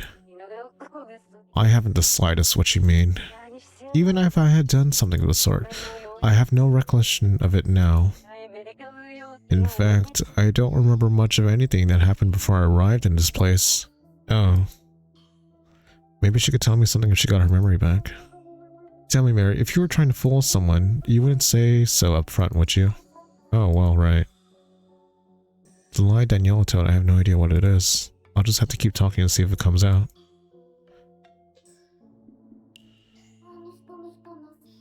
I have something important to tell you, but can you promise you'll stay calm? I happen to be much calmer than you at the moment. Oh, I guess I'll just go ahead and say it then. The moon fell and wiped out the world. Or to be exact, that'll happen in 21 nanoseconds, so technically not yet, but stop. Clarify what you just said. The moon fell, I don't know how else to put it. It fell? The moon has fallen. Fine. I'll engage with this in good faith. To confirm, when you say the moon has fallen, is that a metaphor or an observable phenomena? I mean the moon physically fell down from the sky and crashed into us. I see. Noted. What a vivid imagination you possess. My interest in you only continues to rise. As an intriguing observation subject, that is. Look, other people have trouble accepting it too, so it's fine. I don't really get it myself, actually. Have more confidence in yourself, Mary. I can vouch for your imaginative prowess. It's truly fascinating. Now, what kind of upbringing could have nurtured such a powerful mind? The very thought excites me. You claim that the moon has fallen, but did you conclude such based on your own observations? To be honest, I didn't see it fall with my own eyes. In that case, Mary, have you ever considered that the angle that it is you who is falling and the moon is what is rising? The world itself can be turned on its head based on the perspective of the observer. Is it the moon falling, or is it we ourselves who are falling? None can say for certain why. Because we've already lost our eye for observation, isn't that so, Mary? Yes. Oh dear, it seems I've let my mouth run a little too long. Excess confusion in a subject will yield inconsistent results. I let my excitement get the better of me. By all means, continue with your story. Yes. Could you tell me about yourself? Me, as I've already stated, my name is Daniela. Nice to meet you, I'm Mary. So, Daniela, can you tell me what you remember? Anything is fine. Anything, There's only one scene I can recall at the moment. What is it? Me observing something somewhere every day. That was my assigned duty. What were you observing and where? Well, What was it again? I know the factors were always constant: time, place, subject. But what was said subject and for what purpose? Your job was to look at one specific thing. Yes, my role is to keep the subject under constant observation. That said, the nature of the subject escapes me. I wouldn't know, but if I had to guess... Were you observing a living thing? As in an animal or plant or some sort? Interesting, you have such a wonderful perspective. Does anything come to mind? Actually, yes, I'm positive the subject was very much alive. My subject was a living thing, but that's all I can remember. Oh, well, that's something, I guess. Say, Daniela, this place we're in right now. Stop. I'd rather not know the answer. From what I've observed thus far, only terrifying conclusions await. And I don't have to say it. Actually, I meant my earlier statement. I'm curious about your answer. Enlighten me, what is this place, in your own words, if you will? This is the world between life and death. Intriguing. Very intriguing indeed. Does that mean you understand? What is there not to understand? Your explanation was quite clear. Really? Of course, the world between life and death, a phrase so simple any layman can understand. Yet its elegance strikes a chord within me far greater than the world's demise. Simple, straightforward, no bells or whistles, your answer is so simple that I'm downright fascinated. Why, I'm enthralled that such an expression existed. Your peers must have considered you a proper wordsmith growing up. Really? Thanks. Come, regale me with your magic. Wordsmith Mary. Sure. I would like to thank you, Mary. You've been quite interesting to observe. Sure, if you say so. By the way, you know Philip and Amy, don't you? Philip and Amy, yes. My memories of them are starting to return. They were my observation subjects. Observation subjects? Question mark?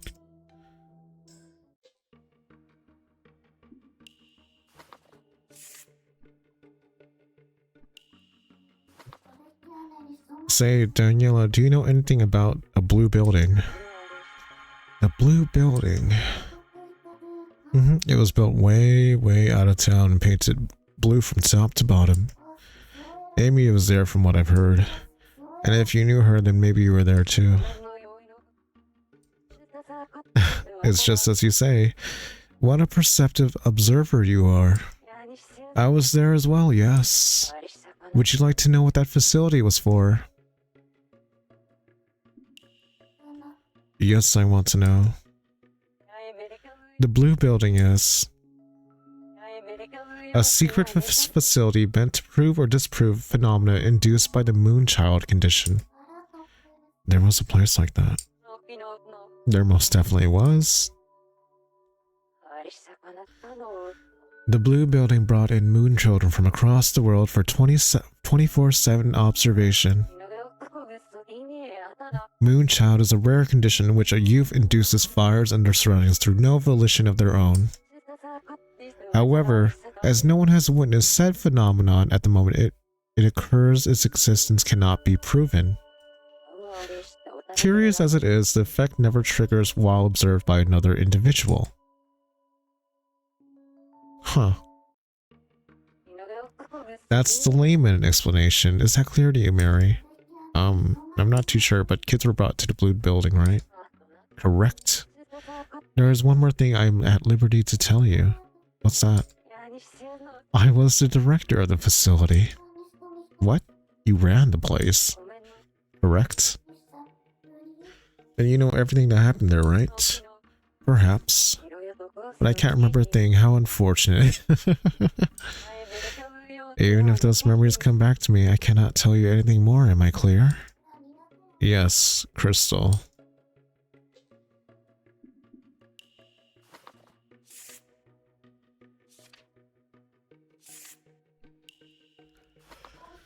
Plushie maker. Does the phrase plushie maker ring any bells? Plushie. Yes. Anything come to mind? Plushies, also known as stuffed animals. Toys meant to imitate living creatures, yes? Basically, they're really soft and fluffy. Fluffy yet inanimate. Artificial through and through. Well, it'd be kind of scary if they were alive. Anyway, do you remember anything new? Not a thing. I have no interest in plushies whatsoever.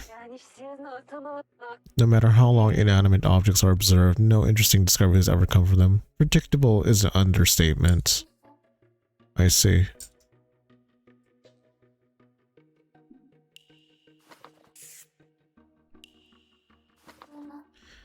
You thought I was Amy at first. Do you know her? Amy. Amy, yes, she was an observation subject.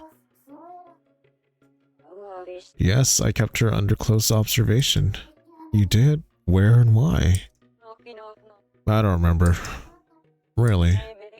Surely I don't, but even if I did remember Amy, I couldn't tell you anything. I see. Anything's fine. Please just tell me about Mary. Patience, Mary. That will come a little later. Observation results cannot be made public unless several conditions are fulfilled. And those conditions have not been met as of yet. Am I clear? So, Mary, you must want to know about Amy, yes? Yes, please tell me.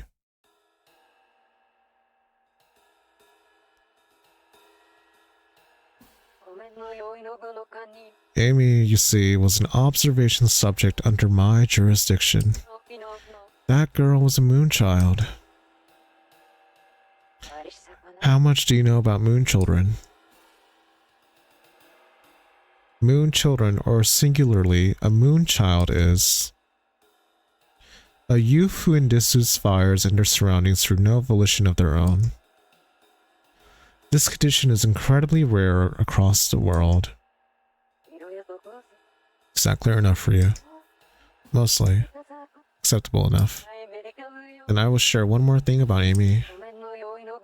6 months ago, she died in a fire somewhere far away from the facility. She was in direct sunlight too long. As a result, her surroundings caught fire.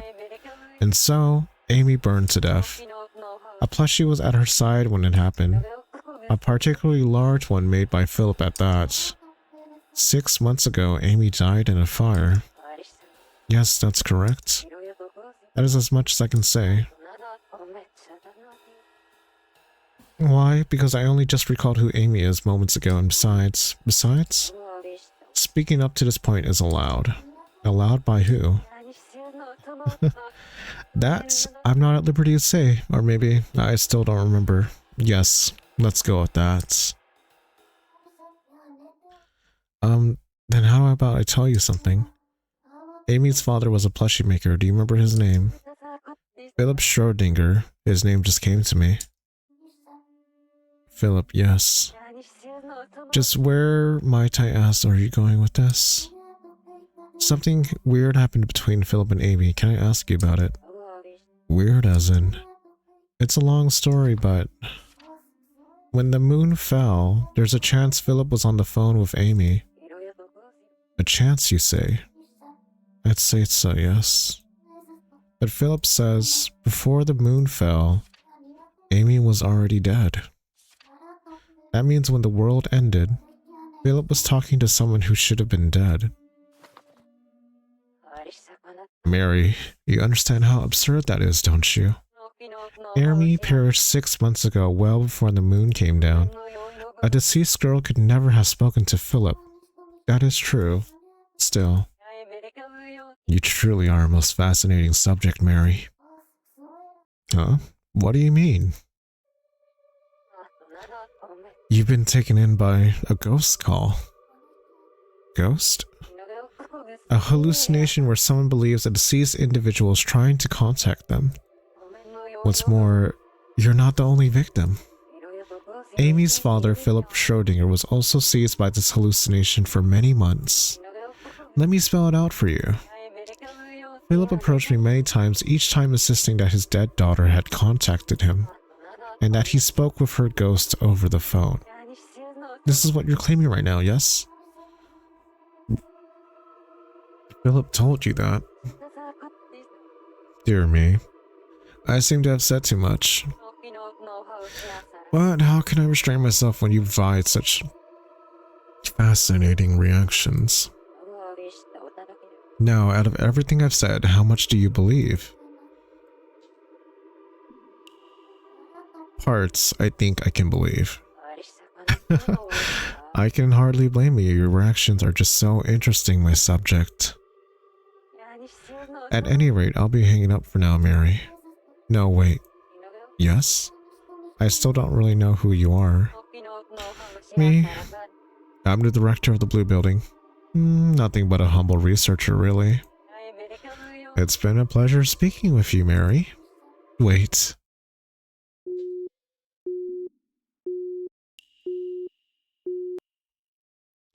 Interesting, but yeah, it's just a big-ass mystery so far. Lots of unanswered questions.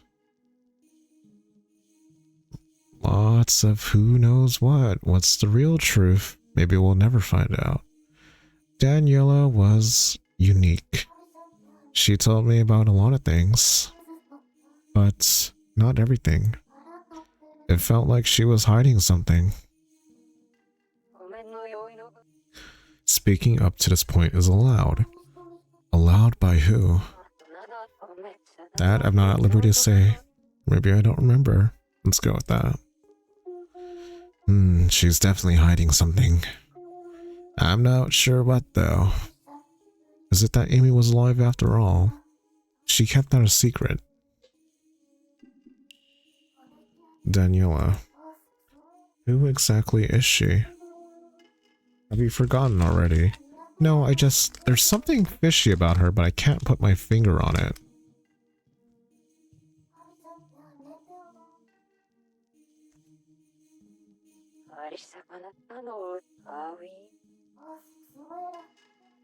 Talking of her felt really uncanny.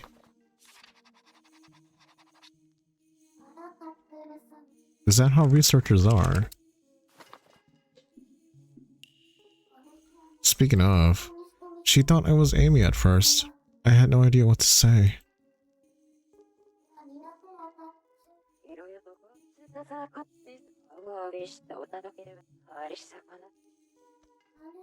My voice. Is it that much like hers? Hard to say. I wonder. Maybe I'll see if Philip thinks so too next chance I get. If I sound that much like someone he really cared about, he'd be happy to hear it, don't you think? I wonder. Say, Hamlet, what is it? You know how I told Daniela that Philip was talking to someone who should have been dead? Do you remember how she responded? Not in the slightest, no. Aren't I supposed to be the forget one here? She said,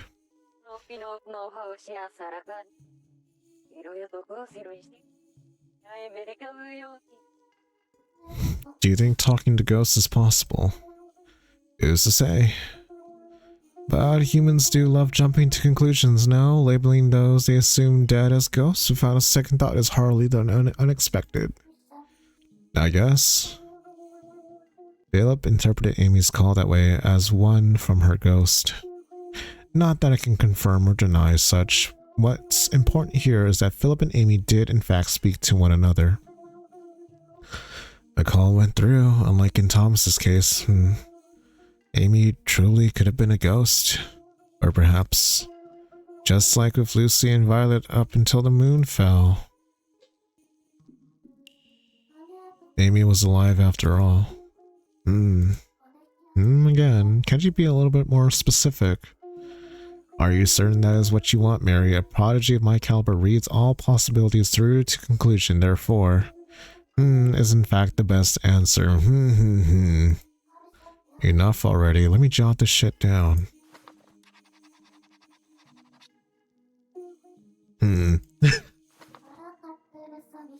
wish I could just call Philip and ask what he knows.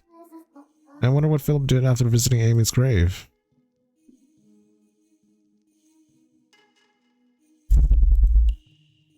Sorry, I hit my mic.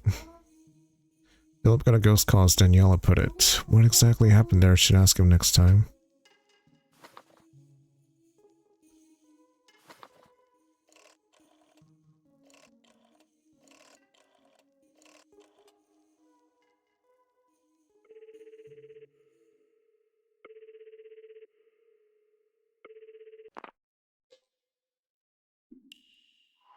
Hello. Hello, Philip? Mary. Philip, I'm so glad you picked up. Could we talk a bit, Mary? I can't get Amy off my mind. A chat might make for a good distraction. Is there anything you'd like to talk about? Philip, it sounds like you're still hurting a lot about Amy. There's a lot I want to ask him, but I don't think he's come to terms with everything yet. Are you sure you're okay, Philip? Yeah. I feel like the clock's turned back to that day. No. Actually, there's something that irks me. I can't remember what happened after I visited Amy's grave at all. I was walking home alone, and then somewhere along the way, nothing. Everything after is blank. That must be why I can't stop thinking about Amy. Philip? Mary, please. When we first spoke, you said that an apocalypse happened. What exactly did you mean by that? Amy died. And then what happened after that? After that? Well, about 6 months passed, and the moon fell. The moon fell? Yes, it fell and ended the world out of nowhere. That's a tough pill to swallow. Not the kind of news I know how to take, honestly. I know, right? I didn't know what to make of it the first time either. The moon fell.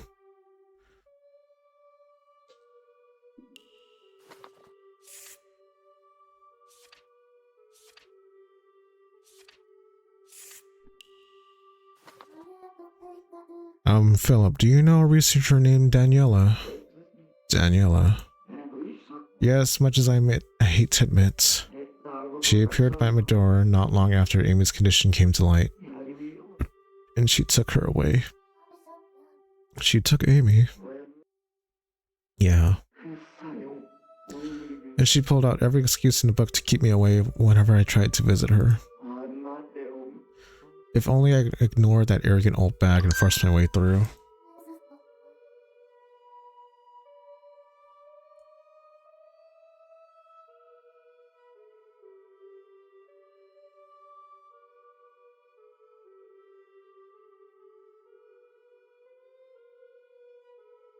Sorry, I got a text message from my sister. I don't think he's come to terms yet. I want to ask about it, but bringing it up right now might just reopen the wound. There's a lot I want to ask him, but I don't think it's... I know this is a strange question, but do I sound like Amy at all? Like Amy? Actually, yeah. Your voice sounds exactly the same. Your mannerisms are different though, so I never noticed until you brought it up. No. Oh, now I see. That's why hearing your voice is so reassuring. Me too. Listening to your voice is calming somehow. You too, Mary. Oh, well, I'm glad to hear it. You don't need to walk on eggshells around me, I'll be fine. Ask away.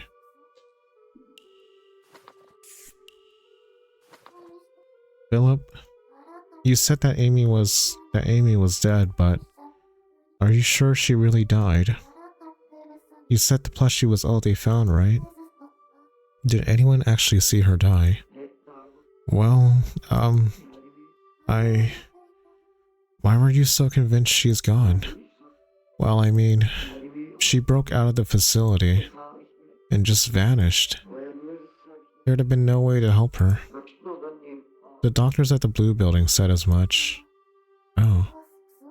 Sorry, forget I said anything. I'm fine now, trust me. Ask me anything.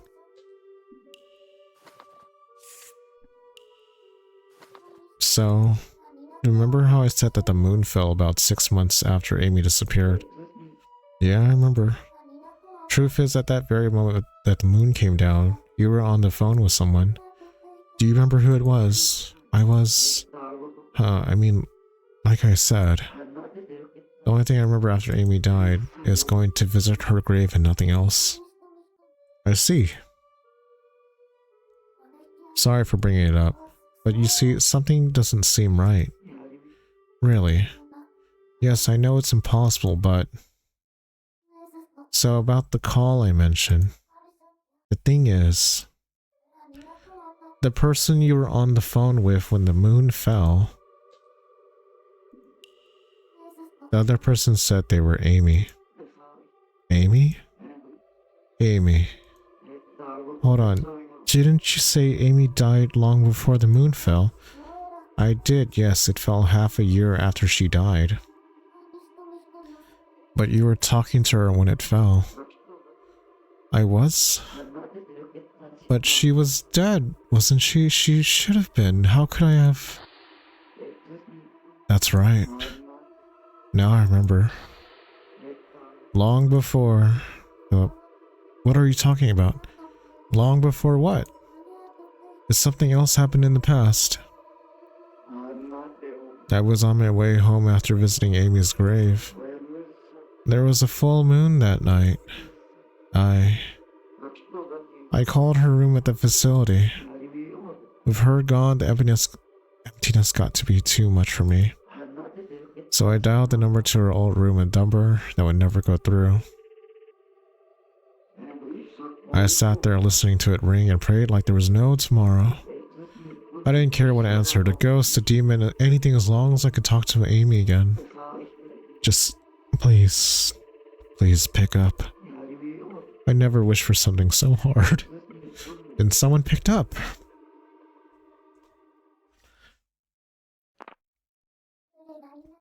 Hello?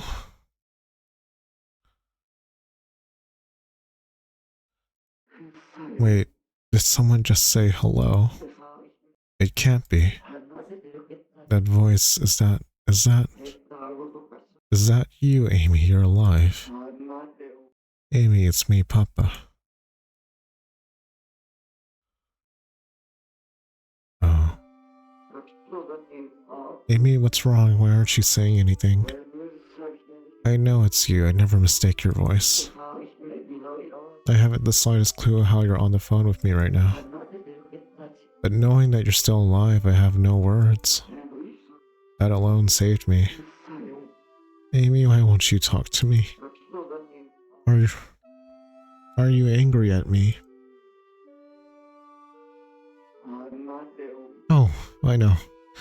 I've got just the thing. I've been wanting to make up for the lost time, Amy. So we'll chat as much as you want, okay? I'm not touching work for the rest of today. We can chat until you doze off. So will you forgive me, Amy? Was it just wishful thinking on my part? Are you really gone? Please, Amy, let me hear your voice. Of course, I must have been hearing things. It's fine, you don't have to say anything. I'm so sorry, Amy. It's all my fault. I might never see you again, never talk to you again. When it finally hit me, I just know that today I want to talk with you until you've had your fill. You know what? I've got an even better idea. I won't work today or tomorrow. We can chat the night away. Amy, what's wrong? Did something happen at the facility? It's okay. You can tell me, did Daniela get angry with you? Amy, please listen when I say. You can talk to me about anything, anytime, no matter what it is. We'll figure it out together. Is something bothering you right now, Amy? Ah, that's it. I know why you're angry, Amy. The last time we talked, you said you wanted to be a plushie maker just like me. And I said, keep dreaming, kid.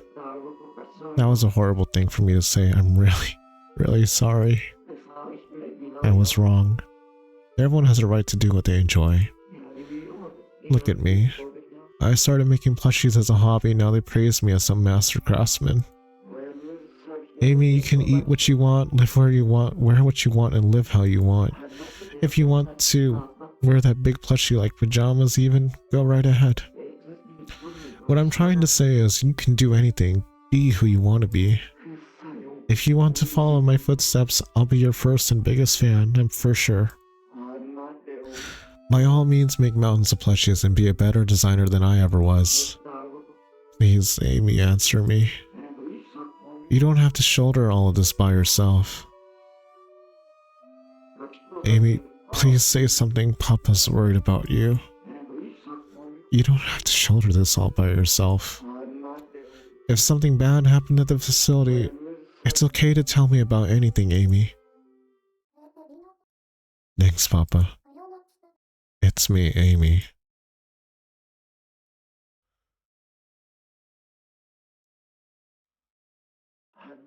What? Amy? But that's... you, is it really? But you're dead. How come you sound so alive right now? Are you crying, Papa? Amy.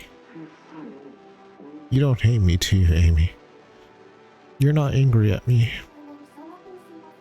You were the nicest father a girl could have, Papa. But I couldn't do anything for you. You made that plushie for me, remember? Yeah, but that was one thing. I should have come visit you at least once. I wish I could have held you and told you I love you so many times. Papa, I know how many times you begged Daniela to let you visit. But there's so much more I could have done. I should have loved you enough to try. Papa,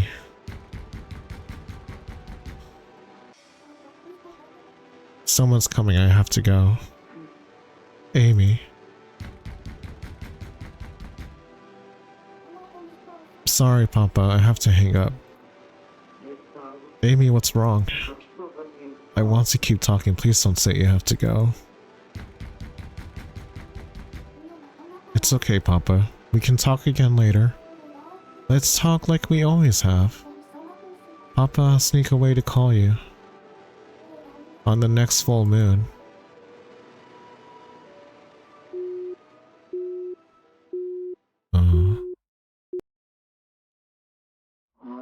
That's when the phone cut out. I spoke with Amy's ghost. I snoozed the ads. I was like, man, we're in a good spot.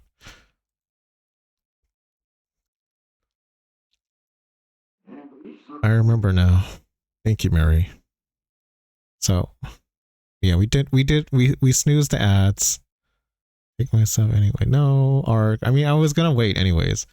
You don't have to, don't worry. I snoozed the ads. They'll start in 4 minutes, so we can read a bit more. I remember now. Thank you, Mary. Wow, Arc. Arc, please. Oh my god. Thank you for the sub, Arc. Wait, why is it not showing up? The alert should be working. Thank you, Arc. I appreciate it. Oh, wait, fuck. Okay, you didn't see that. My bad. We'll continue on. Thank you, thank you. Even after she died, I did speak to her. On the phone. Yeah, that's sad. She came back as a ghost just to answer me. Amy's ghost. During the call, Amy said, I'll call you. She was talking to you? Did she call you? Did it go through? Well, I'm not sure. What did I do afterwards? I wish I could remember more. Is there any way to jog my memory? Philip? I'll try to find out what happened next. Maybe it'll help you get the rest of your memories back. You will? Yes, just give me some time. Thank you. I'm going to hang up for now, okay? Alright. I'll try and see what I can recall on my own.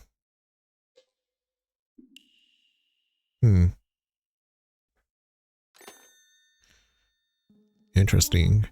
Amy's ghost. Philip insists he spoke with one, but... Hamlet, are ghosts real? I haven't the slightest idea. My realm of expertise lies between life and death. Isn't it exactly what ghosts are?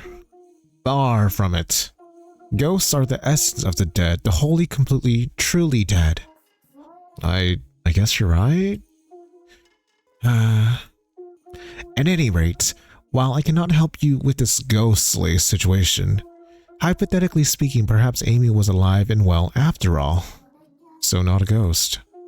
The complete opposite. A very much alive Amy picked up the phone, and Philip jumped to the conclusion that he was speaking to a ghost. It is a far more rational explanation in my opinion. Rational? It's a big world out there. Wouldn't thinking Amy was alive be more rational than assuming Philip would to be the only one capable of speaking to ghosts? Oh, that's true. Then Amy was alive, but the blue building made people think she died? Why go through all that trouble? Maybe they wanted to hide the truth. A cover-up then. By whom? The blue building. Remember what Amy said. Yeah, this one's really confusing compared to the last chapters. But yeah, a lot of twists and turns. Because we see Amy right there, right? Please don't hang up. I'm alive, I didn't die. But for me, I personally have an inkling of an idea as to what happened. Daniela lied about everything. Daniela was the one who lied about her death, right? She works at the blue building. Did she pretend Amy was dead to hide her away? Something smells fishy. What? There you go again, Hamlet. Be serious. Now. One step at a time, take stock of what you need to investigate. Alright, there's what Philip did after visiting Amy's grave, what went on in the blue building. There's a lot to look into. Now, I believe there's an ad break starting soon, so we will wait a little bit. I know you just subbed ARC, but you know, I was gonna wait. I didn't want to... Everyone gets a chance at the story, we're all gonna figure it out, and then we're all gonna bust into fucking tears and cry. Because holy shit, I already know I'm gonna cry. Like, I feel it. Like, I feel it when I read these. I'm just like, oh my god, it's so emotional. Like, I get really invested in these characters too. Like, imagine just getting, like, the writing's so good that you just get invested into the character and locked in. This game is on Steam, yeah. It's called Schrödinger's Call. It costs about $15.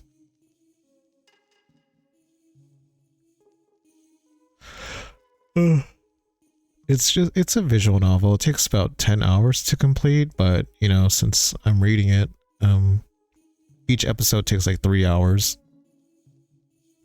Yeah, you can think of it like go get coffees.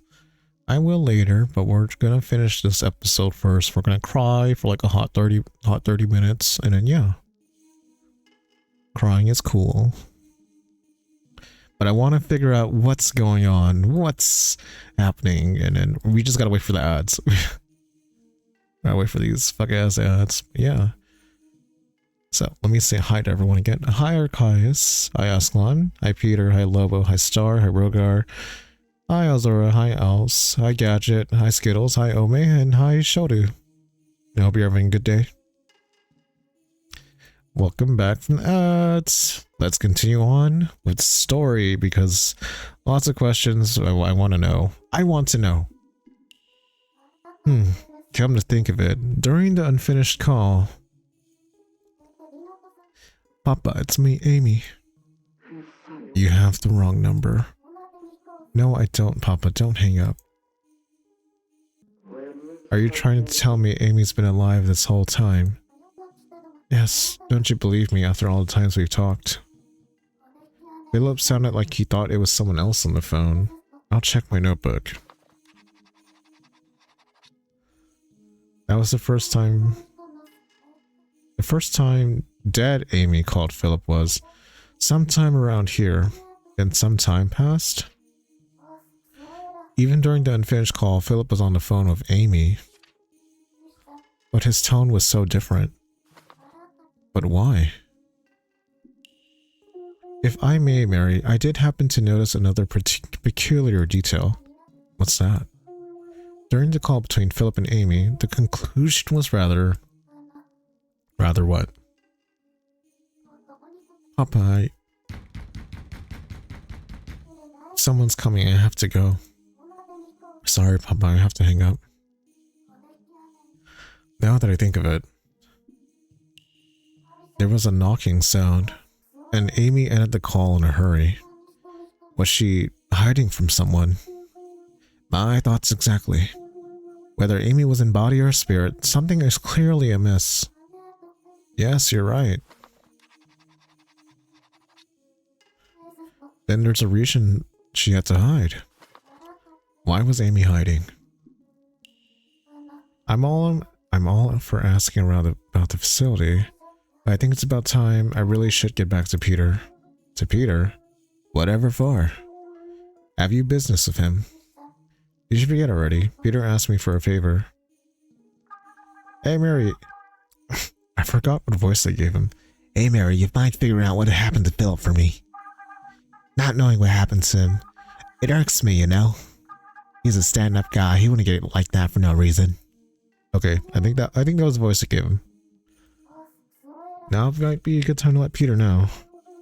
Now, yes, I do remember that request. Do what you will. Who knows?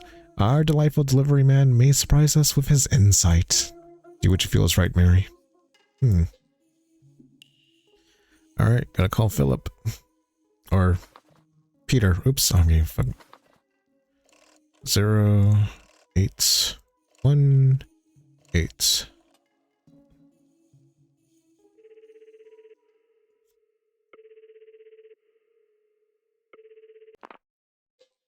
Hello. Hello, Peter.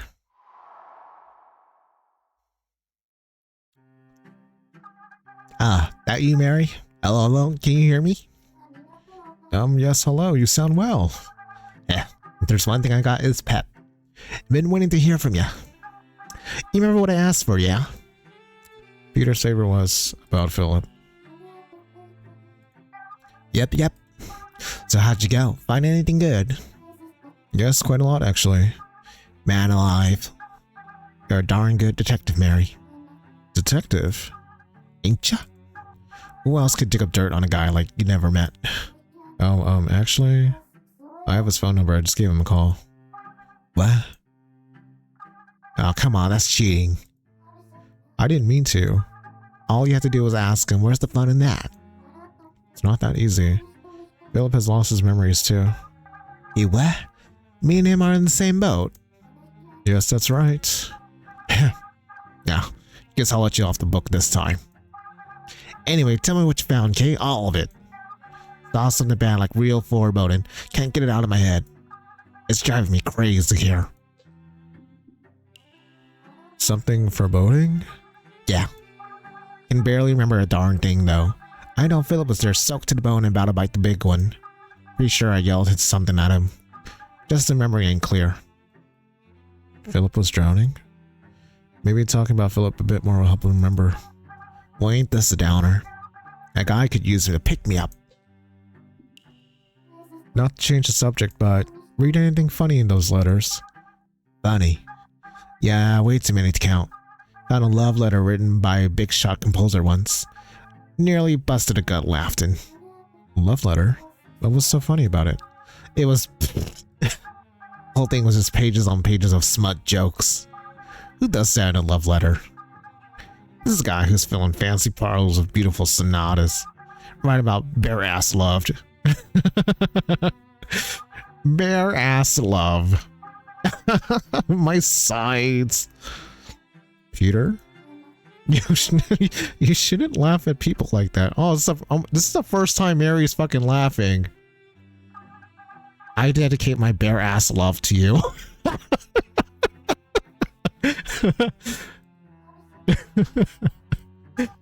Can you believe these people exist? Comedy gold, am I right?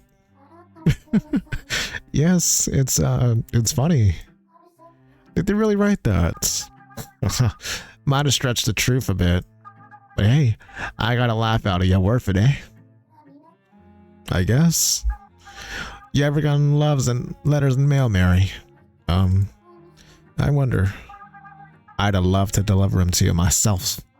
But then, you'd have peeked at them, wouldn't you?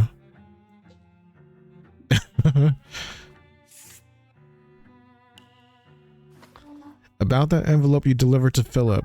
Ah, the blue one, yeah? You see, it was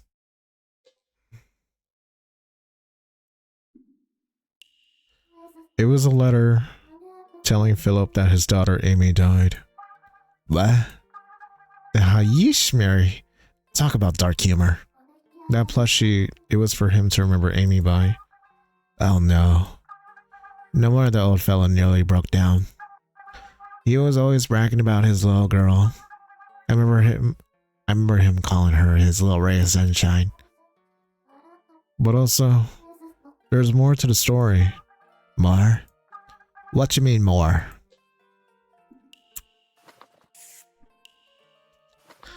Peter, do you know any researchers at the Blue Building? There's one named Daniela and... Daniela? Don't remind me. Why? Did she say something to you? Nah, I never actually spoke with her, but those eyes, they gave me the creeps. Her eyes? There's something about them. Like one look and she'll eat you alive. Old Bet eyeballed me like a juicy steak dinner. Just sends chills down my spine.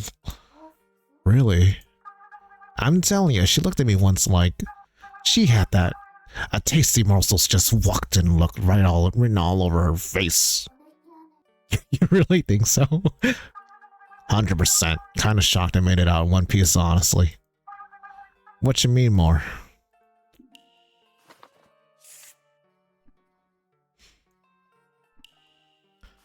So, I said the envelope was to Philip that Amy had died, right? Yeah. And she did, yeah. Well, personally, I think that letter was a lie. A lie? Whoever wrote that letter might have lied about Amy being dead. She might have actually still been alive. What? I mean, it was the Blue Building that sent it, yeah. You're calling them big fat liars. Yes, actually. Then she really was alive? But they pretended she was dead? You know, thinking back, pretty sure Philip said something like that. What? Yeah, that explains why Philip... Peter? Did you remember something? Yeah. Listen, I got no clue if Amy was alive or not. Believe me, I don't. A lot of stuff just came back to me.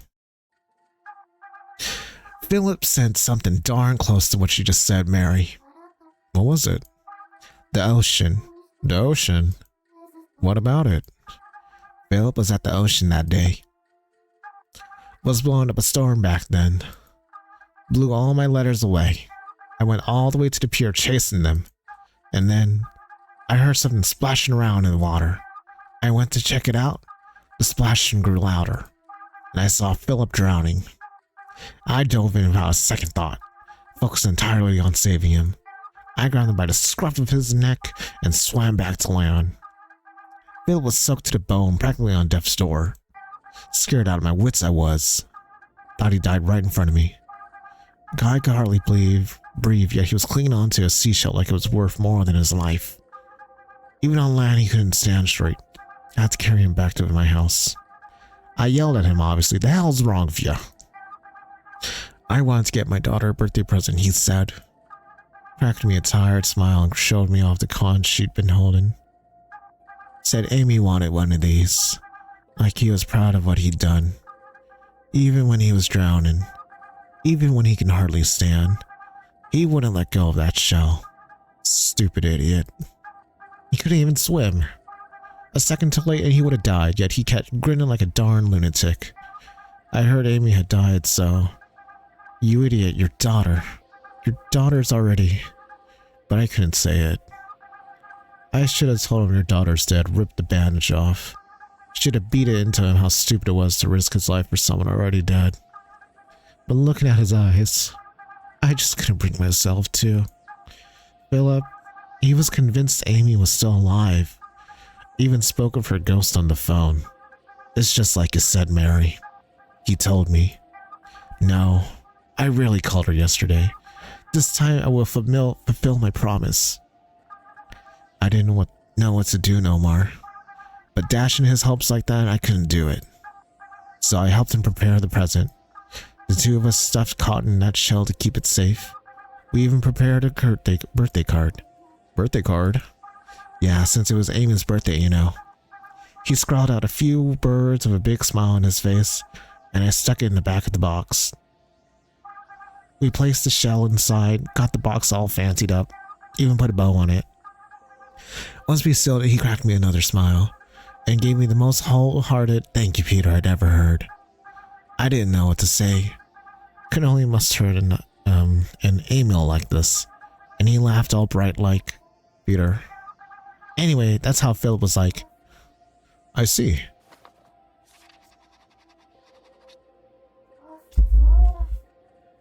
A conch shell in. A birthday card. But Mary, according to ya, Amy was still alive and kicking. Philip wasn't just dreaming stuff up to cope. She was still alive and hidden in the blue building. Yes, that might be the case. Right. Yeah, that's gotta be it. If she was alive, then Philip's effort weren't for nothing. At least I hope so. Same. Mary, don't waste your time on me. Go talk to Philip. Lift his spirits, will ya? Okay, I'll try my best. Thanks, Mary. I'm glad you're here for him. Peter? You got this, Mary. Okay, I'll talk to you later.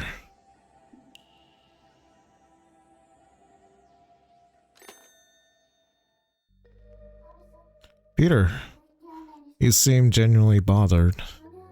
But in the end, I don't even know if Amy is still alive. I said that stuff in the heat of the moment.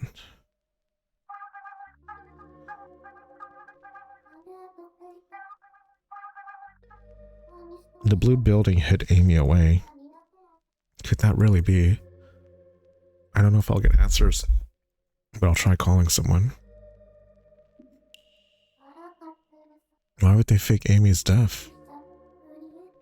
Actually, do you think they really did that? Who knows?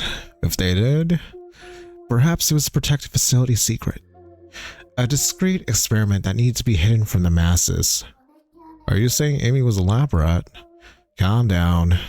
I am merely exploring possibilities. Alright. Just a possibility. Alright, I think we're calling Daniela again next. Her number was 3655. 367. Just joking. And might as well change my fit too.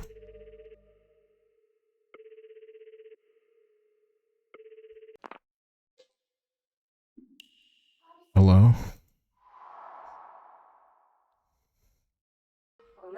My, if it isn't Amy's sound-alike Mary, ever the curious one, aren't you? What is it this time?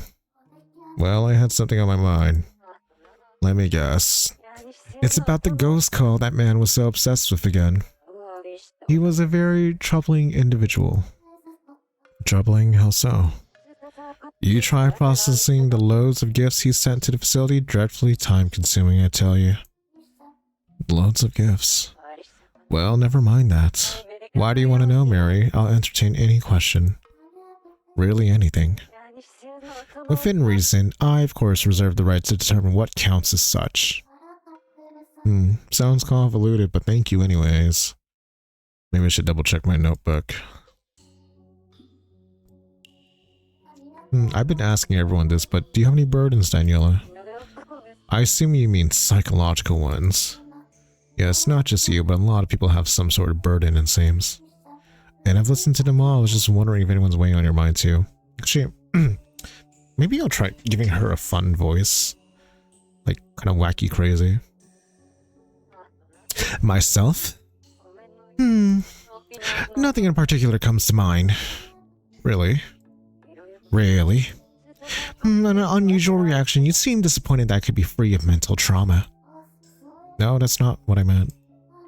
I was just wondering if perhaps you had burdens, but couldn't just tell me.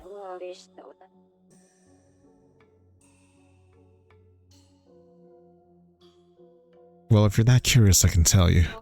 Yes, even I, like anyone, have my burdens. Care to take a guess? Guess your burden? Well, Daniela's burden has to be about myself.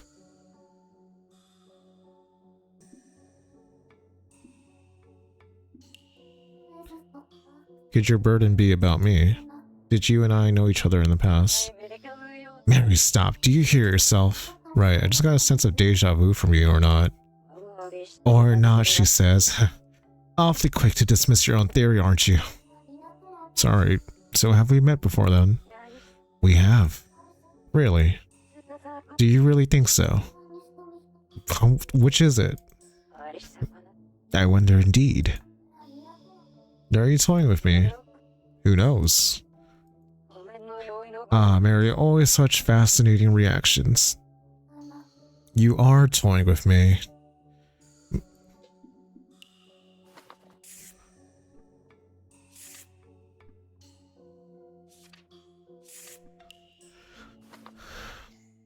Daniela, I heard from Philip that he got a call from Amy's ghost. The hallucinations of a grieving man. I've heard his story a million times.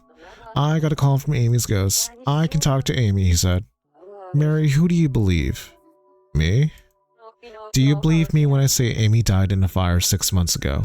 Or do you believe Philip, who's convinced Amy's still alive and hidden in the facility? Choose. A rhetorical question. No need to answer, Mary. There's only one right answer here. Amy died 6 months ago in a fire. It's clear even without first-hand observation. As facility director, that is my final conclusion. That is all. Mary, you have the power to call Philip, no? Yes? Then please tell him. 6 months ago, Amy ran away from the facility. After absorbing sunlight somewhere far away, she burned to death with her plushie in hand. Understood. Please tell him in those exact words. I want him to accept his daughter's death. Your job is to free him from his burdens, no? Yes, but okay, I'll do that. Alright, good luck, Mary. Strange.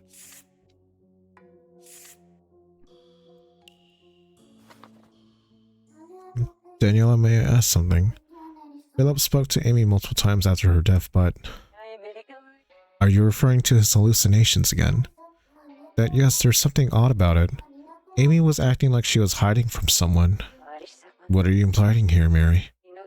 That Amy came back as a ghost and called Philip right under my nose, me, the facility director. I'm just speaking in theory here. In theory, you're talking like me now. What I'm trying to say is, Amy actually didn't die half a year ago. She was hiding somewhere in the facility. Then when you weren't looking, she called Philip, and you just didn't know she was alive until now. A what-if theory, then? Strictly speaking, the odds of such are not zero. So there's a chance Amy didn't die. Strange, you seem oddly fixated on the idea of her being alive. What? That's not true? But is that not so? Be honest. Maybe part of me wants her to be alive. Mary, for some reason, you seem to care a lot for Amy and Philip, perhaps because you knew them in the past. Honestly, I'm not sure if I did. But somewhere deep down, you wish you had known them, yes? Your voice says it all. I don't even need to analyze it further. Regardless, if you wish to cling to that hope, you are more than welcome. Every individual should have the right to believe in what they want, after all. The moon fell. No, the world has already ended. No one can interact with each other anymore. Some people should just believe what they want to believe. Just believe in the infinite possibilities that will never come to fruition. Faith has neither limit nor cost, isn't that right, Mary? But Philip is the exception. What? He needs to accept his daughter's death. But why? That I cannot tell you. Now, was there anything else you want to ask?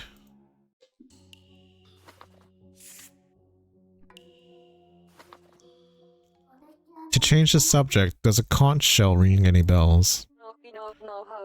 A conch shell, one of those tiresome gifts Philip sent to the facility, I presume. Tiresome? Considerably so. Ever since Amy died, her father took to sending gifts to the facility every month. Did he think of us as a cemetery? Why did he keep sending the offerings to us? Yet he insisted Amy was still alive and held within our walls. I confronted him directly and I quote, "Philip Schrödinger, you are being a nuisance. I understand that fame you've gone within your field grants you certain privileges. However, the facility cannot handle this constant flood of gifts for Amy." Yes, I understand.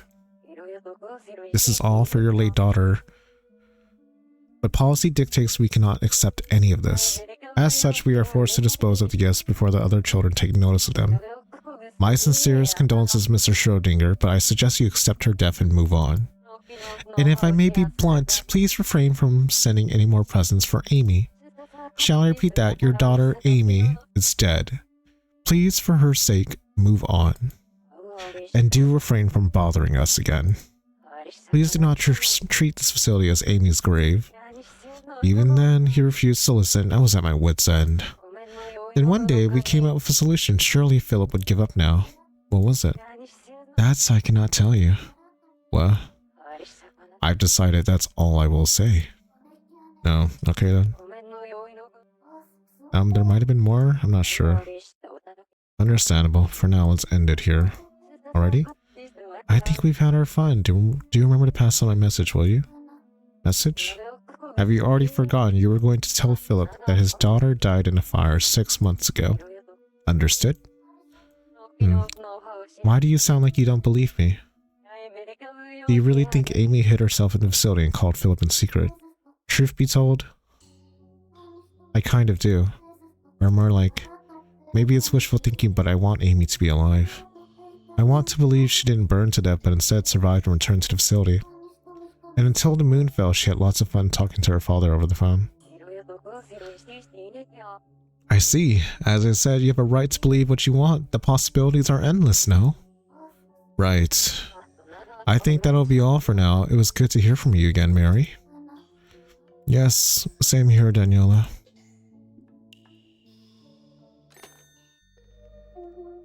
Scientists scare me. My, what a surprise. For you to wish for Amy to be alive. I want to believe she didn't burn to death. And until the moon fell, she had lots of fun talking to her father. How quaint. Why do you so vehemently deny the idea that she had died in that fire? I just want to believe Philip's story over Daniela. Ah, so you prefer that Daniela was lying. Maybe she just can't remember Amy properly. Maybe all her memories of Amy were from a lot longer ago. Must have been drinking. Though on the other hand, Daniela is clearly one to withhold secrets. That's true. The phone's ringing. Who could it be? Well, let's find out, shall we?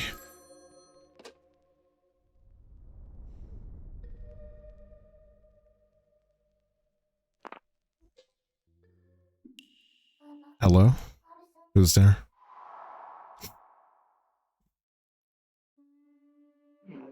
It's me, Philip. Philip, if you're sure, is this about your daughter Amy? Yes, it is, Mary. I feel like I can almost remember. I came back from the graveyard and spoke to her ghost on the phone. And then... Philip, what happened? Are you okay? On the tip of my tongue. I know what happened after that call. What happened after I spoke to her ghost? Yeah. After the phone rang, I could feel Amy's presence behind me. That gave me the hope to keep going. Mary, I really wanted Amy to be alive. I would have done absolutely anything for her. But when push came to shove, I couldn't think of what to do. I tried to. Did I even do anything, or did I freeze up again? No, I did something for her. I really wanted to this time. It's not coming back to me. I don't remember what I did. What I tried to do for Amy. Philip. I did everything I could. Why can't I remember what I did for her? Please tell me, Mary, was I able to show Amy I loved her? Philip. Please remember, you did so much for Amy. It's not coming back to me. What do I even do? How did I spend my days with her? Okay, Philip, I'll tell you.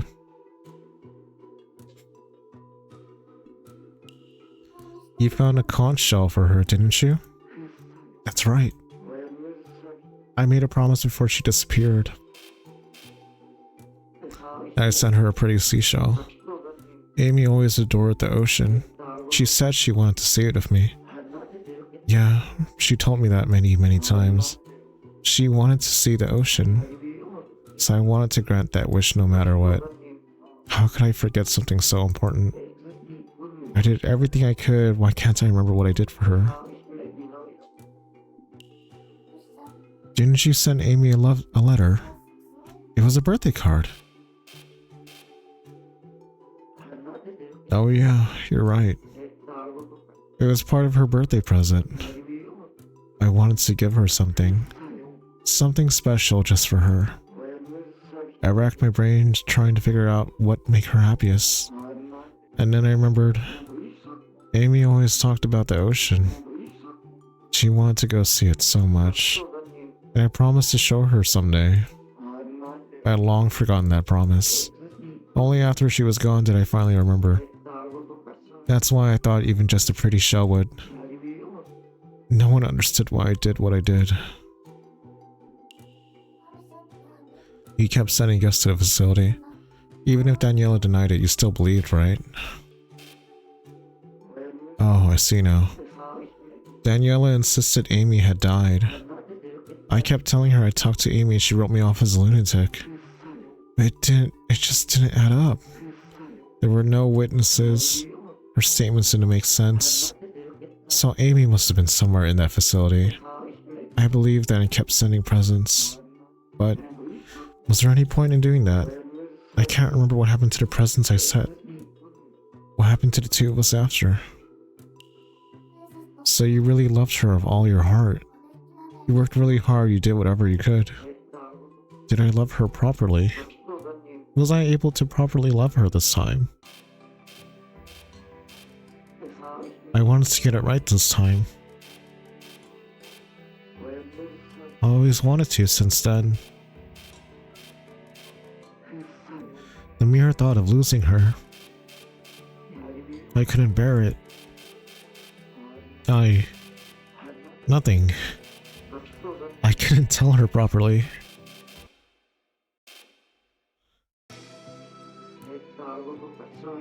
Nothing at all. I couldn't tell her anything whatsoever.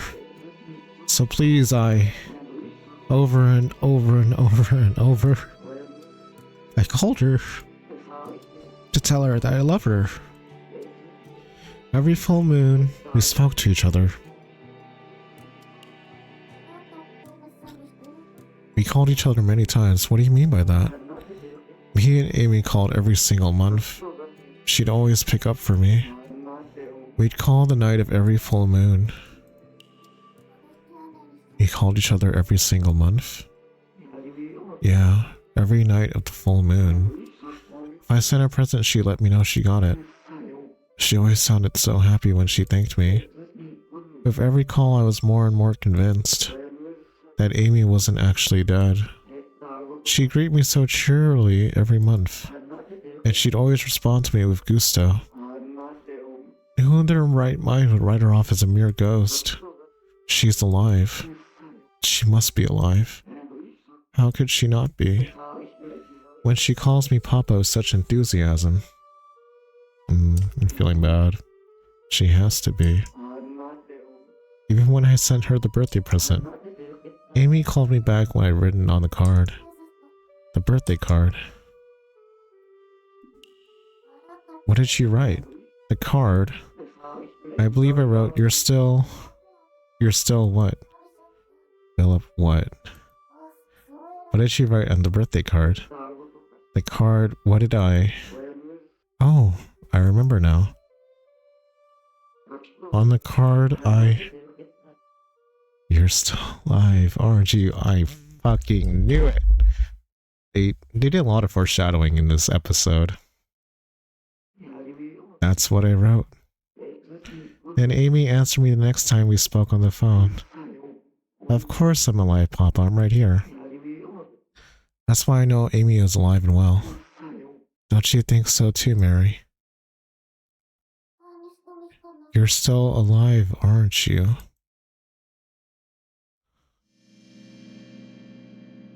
I knew it. Fuck!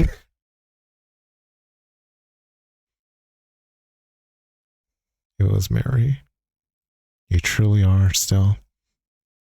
You're still alive, aren't you? We even prepared a birthday card. He scrawled out a few words with a big smile on his face, and I stuck it in the back of the box. It smells a little like the beach. Huh. There's something stuck under the lid. A birthday card. An indicator of your memories returning, or so I would hypothesize. What? I would assume so. That room is tied to your past. That blue room is tied to my past. Was it my room?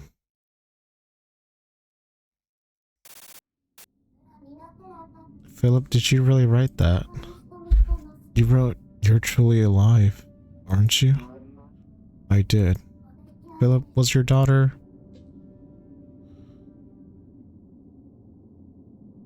Shit. Amy did die, but then we sounded just like her.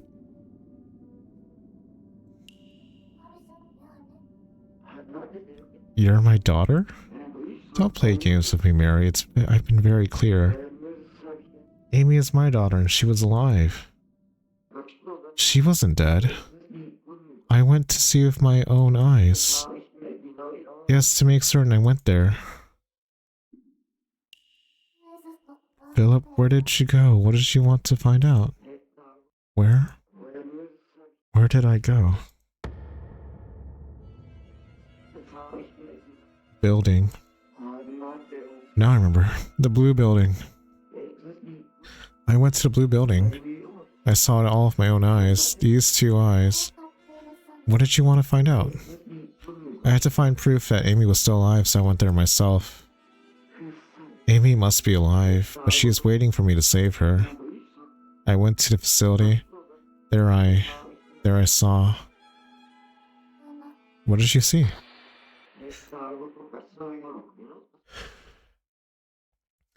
I saw it at the facility and then everything clicked. Philip, what happened? What did you see at the blue building? The call cut out.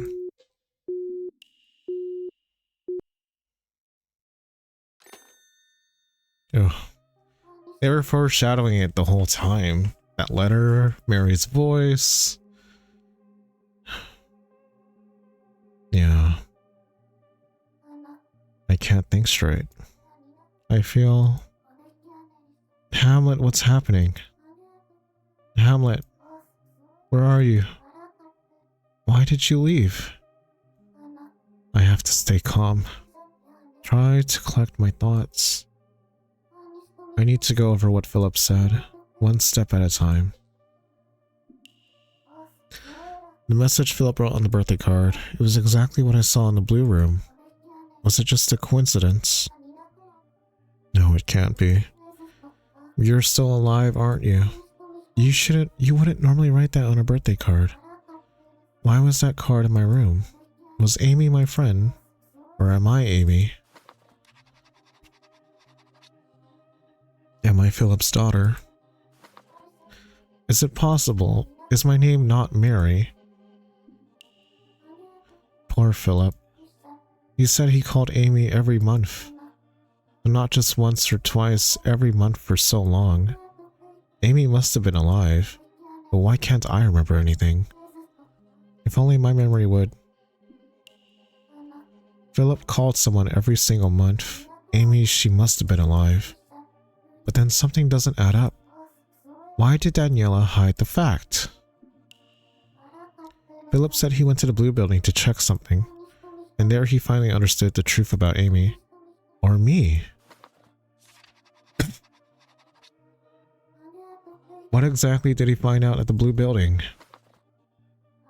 Maybe I should look into the Blue Building more. This time I feel like I'm close to the truth. Best I look into the Blue Room.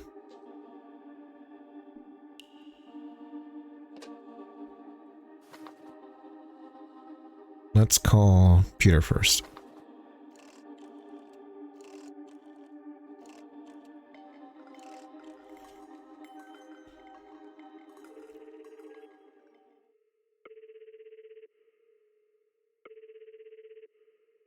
Peter, it won't go through. He wanted me to speak to Philip, but...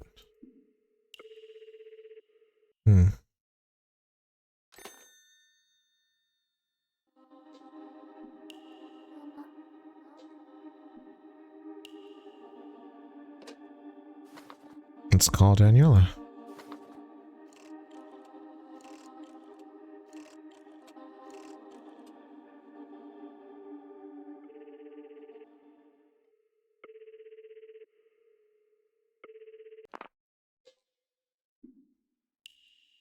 Hello, Daniela? Ah, Mary. What happened? You sound anxious. How unusual. There's something I need to ask you. Me? What is it? I have a feeling I know what the inside of the Blue Building is like. Especially Amy's room. You claim to be familiar with her room. On what basis? I've been having these dreams lately. Yours or mine? Oh my god. And then Sanctuary starts playing. Just joking. Dreams about a room painted in blue from top to bottom. Go on. I've been wondering if it may be Amy's room. Why? Because there was a present from Philip. A present. It was there in my dreams. There was a birthday card from him as well. I thought it was just something my mind made up. It must be connected to my past somehow. And so you concluded that was Amy's room. I still cannot say anything for certain. Nonetheless, I will listen until you're satisfied. Go on.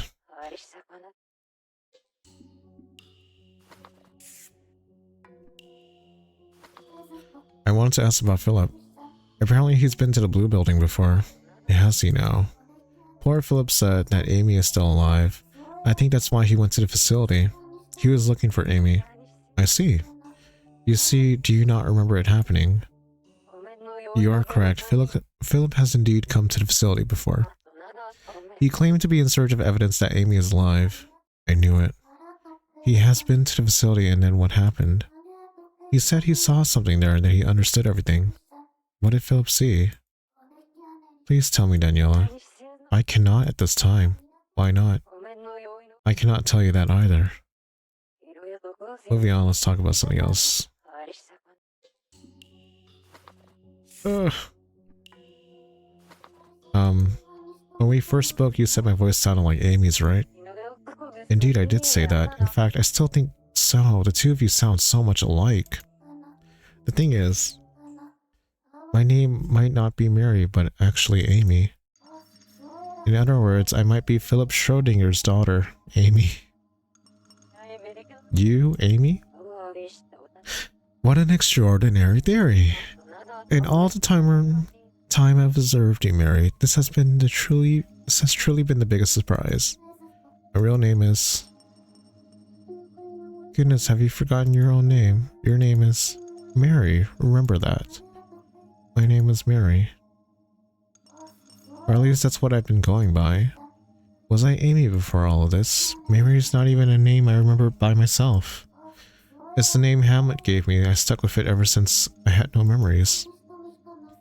Yes, I must have been Philip's daughter. Daniela, you remember Amy. You think I'm similar to her, right? Yes, to put it bluntly. You two are identical, absolutely indistinguishable by all accounts. At least in terms of your voices, you really sound so much alike. I see, so it's true then. Hold, Mary, I only said you sound so much alike. A similar voice pattern does not guarantee you are one and the same.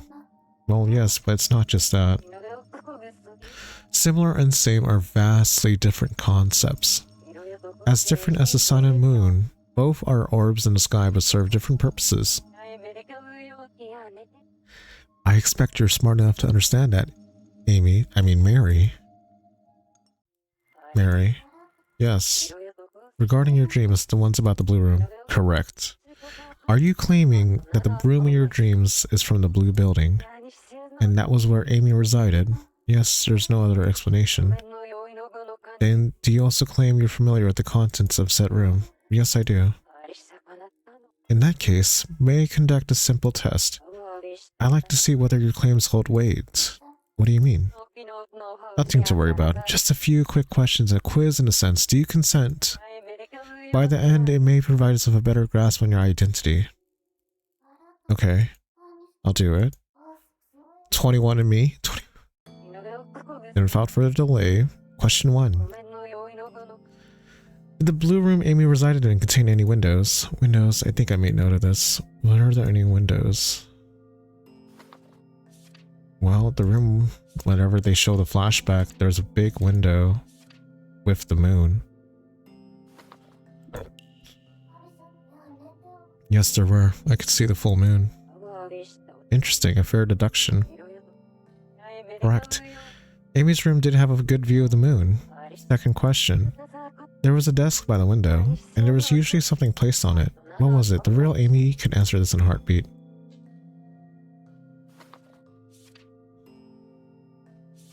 It was the phone, no?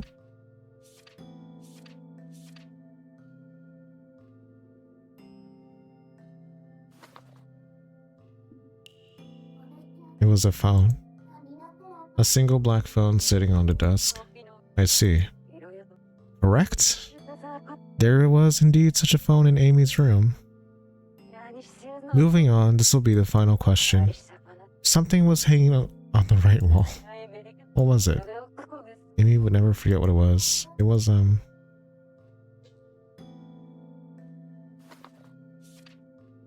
what was hanging on the right wall? I don't fucking see shit.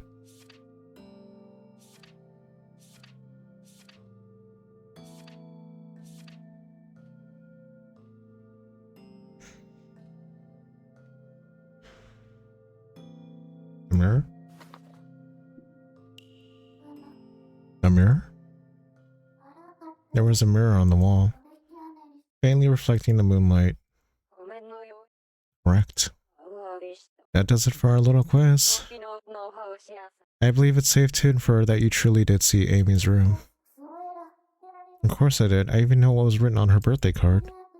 I saw everything in there. The plushies, the presents, everything. Quite.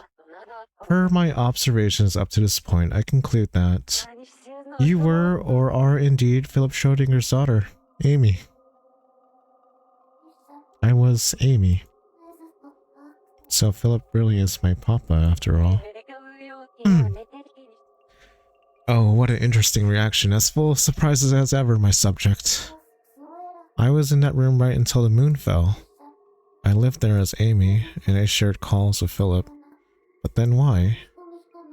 Daniela, why were you so sure I died in that fire with the plushie? I'm not sure how that's relevant. You've confirmed that you're Amy, is that not enough? Daniela, I didn't die in a fire, did I? When the moon fell, I was talking to Philip, to my papa. That appears to be the case. My observations indicate as much. Strange as that may be, I don't understand. Why did you lie and say I died? I wonder. I don't really remember myself.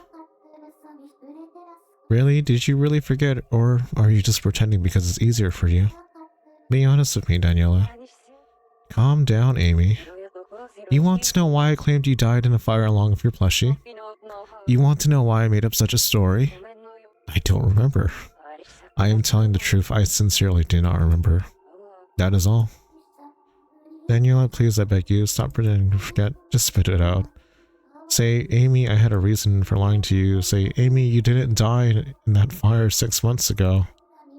Say, Amy, you were alive and talking to your papa until the moon fell. Or else...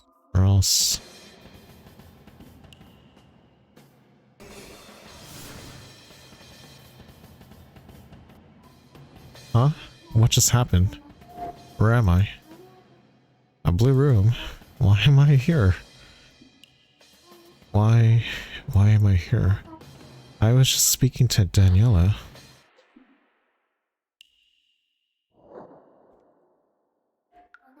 This bit of paper here. It's that birthday card. Philip wrote this. Are these cookies? There's a note here. I couldn't send you a home-cooked meal, so have a cookie instead. I hope you enjoy it. From your dearest Philip Schrödinger. So the presents here were from Philip after all. This box, there's something inside. A conch shell. I knew it. This is Amy's room. There's a mirror on the wall. This is creepy. Oh right, the diary. There should be a diary around here somewhere. Might help me figure something out. The diary is next to the pillow, not here. Where did it go? Found it.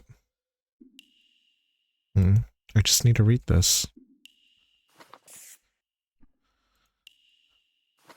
To make others happy. July 22nd. My Papa Philip came to visit today.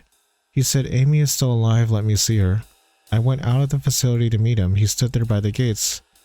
Papa was very quiet. I tried talking to him, but he didn't say anything. I got nervous and couldn't properly look him in the eyes. His hands were shaking. He just stared at me. I wanted to hug him, but I couldn't. Papa didn't try to hug me either. We stared at each other in silence. I wanted to talk to him more, but the words wouldn't come out. If only we were on the phone instead, then Papa would... I want to call him, just as I always have. Because tonight is a full moon. It's a full moon, I can call Papa today. 7482. The number's different though.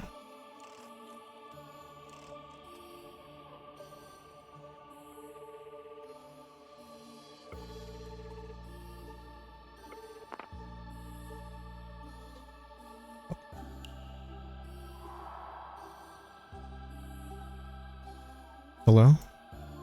Papa. Who is this? Papa, it's me. Amy. You have the wrong number. No, I don't, Papa. Don't hang up. Papa, it's me, Amy. Did you forget who I am? Find another target for your sick jokes. Goodbye. Please don't hang up. I'm alive. I didn't die. Daniela lied about everything. Are you trying to tell me Amy's been alive this whole time? Yes, don't you believe me after all the times we talked?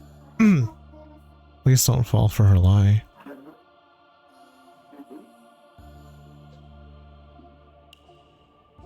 I want to talk more, Papa. I've waited so long to do this again.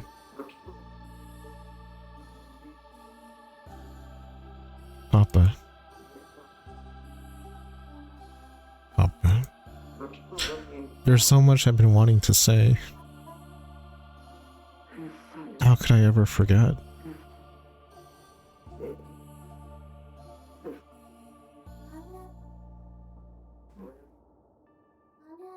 Please just listen to me.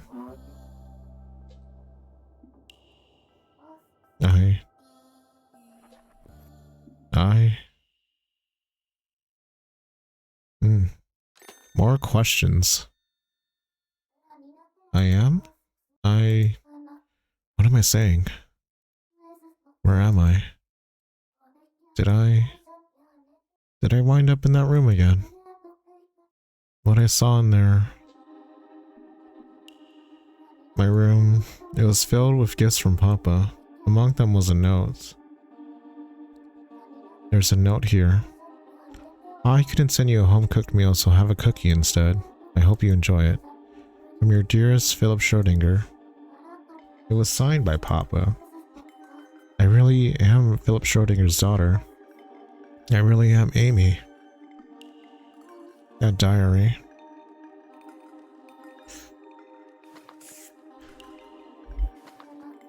To make others happy. July 22nd, my Papa Philip came to visit today. He said, Amy is still alive, let me see her. I went out of the facility to meet him. He stood there by the gates. Papa was very quiet. I tried talking to him, but he didn't say anything. I got nervous and couldn't properly look him in the eyes. His hands were shaking. He just stared at me. I wanted to hug him, but I couldn't. Papa didn't try to hug me either. We stared at each other in silence. I wanted to talk to him more, but the words wouldn't come out. If only we were on the phone instead, then Papa would. Papa really did come to the blue building. Before the moon fell. We just met outside the building. I don't know why he didn't say anything. I knew he came all the way to see me. During that phone call, why did I say something like that? I have no idea. Papa, it's me. Did you forget who I am? Find another target for your sick jokes. Goodbye.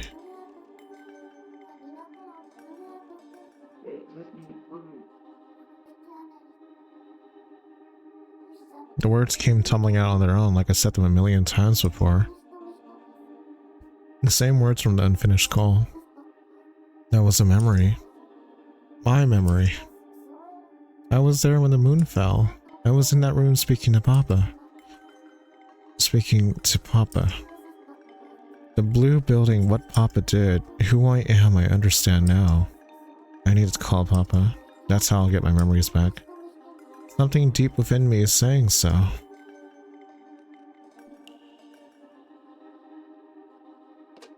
I'm so nervous.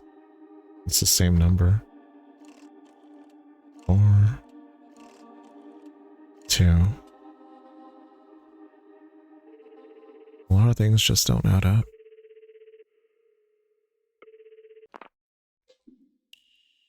Hello? Sorry, Philip. Mary, did you find out what I was doing at the blue building? Philip, yes, I did some research on it.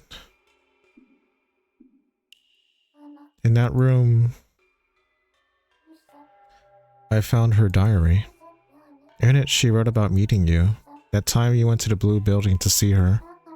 You came to the facility to find her, didn't you? Do you not remember, back then, you went to the blue building and saw Amy with your own eyes. I saw Amy. Did I really meet her? Amy's room was there. It was full of presents from you. There were cookies and even a pretty seashell. Your feelings definitely reached her. She treasured each and every one of your gifts. You saw her room. That's great. So my gifts did reach her, and she kept them with her. And the two of you met face to face. You looked right into her eyes and then you parted ways. After that, when the next full moon came around, Amy gave you another call. That was the final call. Your final call with Amy. Halfway through, the moon fell and the world ended. Like you said, Amy was still alive right until the moon fell. Isn't that right? I met Amy at the blue building, and then I had a call of her. I don't remember that, Mary. But then why did I pick up the phone with such a heavy heart? I was holding back tears as I picked up. I remember that part. Philip, do you want to speak to Amy again? Like, what if I told you I could make that happen? Yes, please. I want to talk to her so badly. I think I know who Amy is, and I can get her to speak with you again. Or actually, you already are. What do you mean? The thing is, Philip, and this may be a shock to you. Amy... I've been suspecting for a while now. Maybe I'm Amy. What? Explain yourself. Mary, you're Amy. But you're Mary, aren't you? Mary might not be my real name. Do you remember what Amy sounded like? Does my voice sound like hers? Please try to remember. Amy's voice. You do sound similar. Very similar. In fact, you sound exactly like her. Why is my name different? Why did they lie and say I was dead? I don't know, but I remember one thing. That blue room. I feel like I called you from there. And you referred to me as Amy then. I also feel like I had lots of presents from you in that room. Philip, haven't we met in person before? We have, haven't we? At the facility. You came to find me. You and I understood each other. And you loved me so much, didn't you? Are you really my daughter? You're Amy. Philip, you're my papa, right? Papa. I'm your papa. I'm your papa. No. We can't marry. We're dooming ourselves to repeat everything. The same trials, the same tribulations. The same sorrows. Philip? What are you talking about? Is something wrong? Okay, we'll wait for the ad break first. But we'll see how this plays out, okay?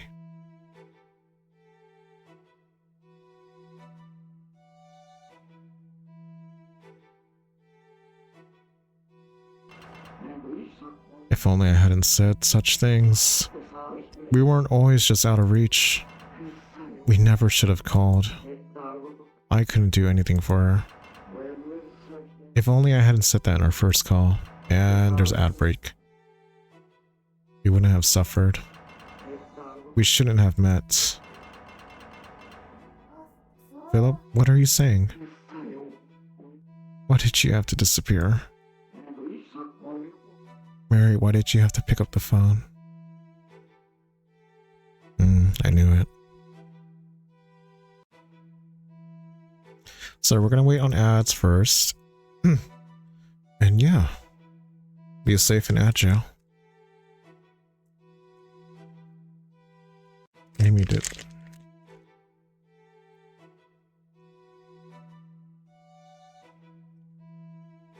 So for those who are not in Agile, I have been suspecting that Mary took the room of Amy,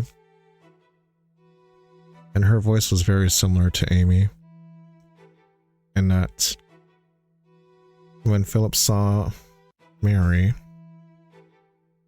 he realized it wasn't his daughter, but I'm not sure, to be honest. It could be a whole thing with the Moonchild shit too, where like after they burn themselves, they would become a regular human. I don't know, but we're gonna find out.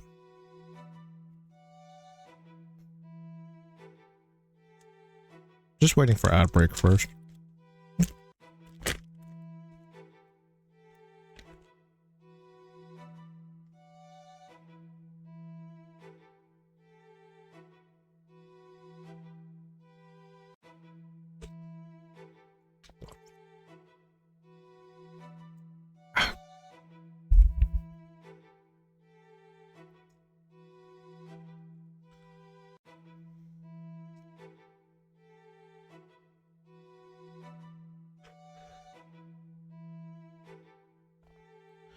Oh, ads are all finished. Let's continue the story. We gotta find out the truth, because I am really fucking curious. Philip, what?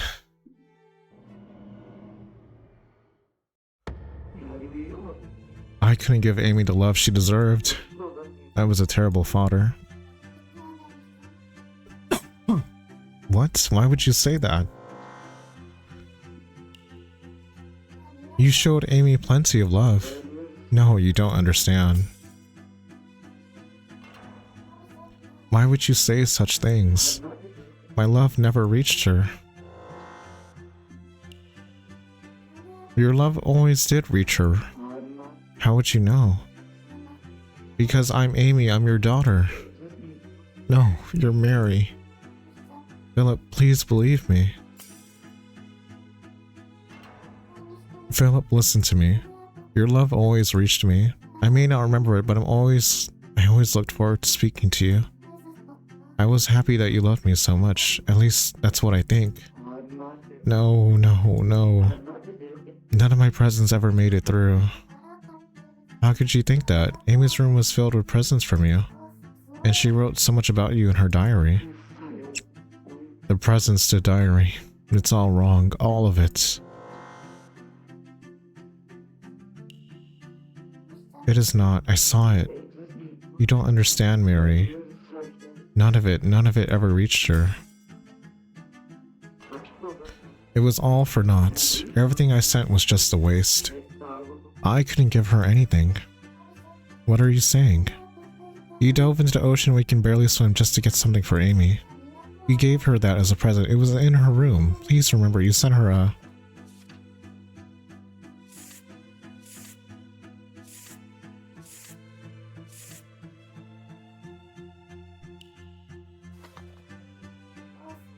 a conch shell. You risked your life to get her that conch shell. I found it in that room. Your conch shell. Mary, you still don't understand. Huh? I was never able to send her anything. Amy never received a single one of those gifts. It was all for nothing. How so? Get it through your skull already. There was no way she could receive any of them. Because Amy was already long dead. What are you saying? Amy never survived. Ghosts don't exist. It's just as Daniela said. The one who answered the phone and who took my gifts. It was all somebody else. It wasn't my daughter. Philip, where's this all coming from? Amy can't be dead. You even said it was some sort of conspiracy. Daniela was clearly hiding something and you went to save Amy, didn't you? Mary, do you still not remember? You of all people should know Amy died. What do you mean? Why are you acting like this? And who do you think you were speaking to? You already know the answer. I don't. Philip, you.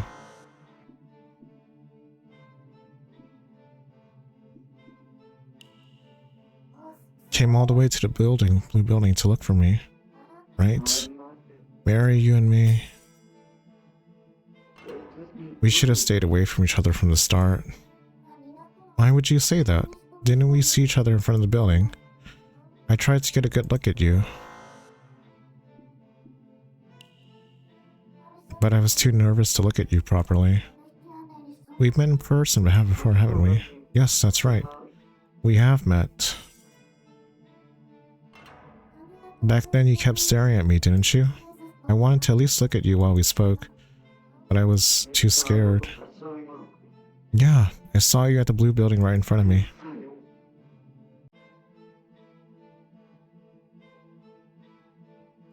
You refused to make eye contact. Back then I wanted to hug you. I didn't realize. If Amy was dead, then why? You're Mary. Philip, am I not your...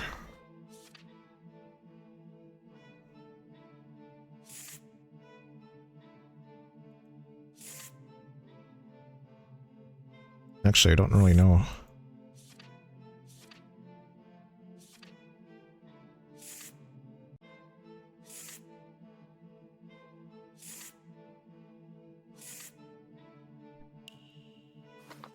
Am I not your Philip's daughter? I'm your daughter, aren't I? Didn't we meet at the blue building? Yeah, we did. We met there alright. I was so desperate for Amy to be alive that I kept ignoring Daniela's warnings. Until I couldn't stand it and went to the damn building myself. Get a grip on yourself, Mr. Schrödinger. Excuse me? You must refrain from using her to fulfill your own wishes. Using her? Stop speaking such nonsense. Amy is alive. You don't know when to quit. Do you not remember your own words you told me in front of Amy's grave? I'll accept Amy's death and move on. Yet you sent her those plushies you made every single day. Deep down, you knew, didn't you? You were projecting your wish for your daughter to be alive onto her. You always knew that girl is not Amy. Amy is alive. Mr. Schrödinger, even stubbornness has its limits. Fine, I'll arrange a meeting for you. Come to the facility later. Finally, we're getting somewhere. I just need proof that Amy is alive. Then come here right now. Let us put an end to this. Yeah. I went to the blue building at our arranged time. And there, out front of the building, I finally got to see who had been calling every month. Who do you think I saw? It was you, Mary. You approached me and spoke, and it was at that moment I finally understood. For the first time, it wasn't a phone call. For once I heard your real unfiltered voice, and that was the end. The end? The end of my delusion. The girl in front of me, who I had been speaking to for half a year, was an imposter. You are not Amy. In front of me was a girl, with her hair braided to look like Amy's. You are not my daughter. Not your... Mary, you and Amy were really, really similar. Your voice, your hair, the size of her hands, all of it just like Amy. You were so much like her, that even her own father would be tricked into believing that she's still alive. Why would life play such a cruel joke on me? Mary, if you weren't so much like Amy, none of this would have happened. The more I looked at you, the more I hated you. The more I feared you. You look so much like her. But you are not Amy. The girl you loved. The girl you always loved so dearly.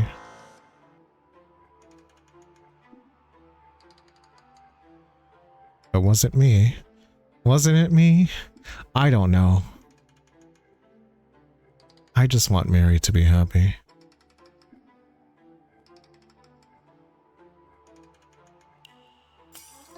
Was it me? I wanted to keep my promise to her. Your presents were not meant for me? And the person you wished to speak to, the one I really wanted to talk to, wasn't me. If the real Amy was still alive, Mary, tell me one more time. Why do you lie? Why do you pretend to be my daughter? Why pretend to be my dead daughter? My wonderful daughter, Amy. Why do you drag her name through the mud? Tell me. I don't know anything. Don't give me that. You already told me before. Does this sound familiar? To make others happy. Yeah, you said you wanted to speak to me about that. That was you being selfish, Mary. That day when we met, you broke the Amy inside of me. That day? What day? What are you talking about? Don't try to deny it. We both noticed right away. Noticed what? That we couldn't keep playing make-believe. Make-believe? I finally realized how foolish I was. I couldn't accept Amy's death, so I projected her onto you. It didn't matter that you were someone else just as long as you were alive. I wasn't just lying to myself, I was betraying the real Amy. I'm a horrible father. Philip, no, what are you saying? You have to put an end to this. No, I wanted this to end. That day I went in expecting it to be the last we'd ever hear from each other. But then that night, you called me again. What do you want from me? It's not me. What's keeping me here is not my own burden. It's your selfish delusions.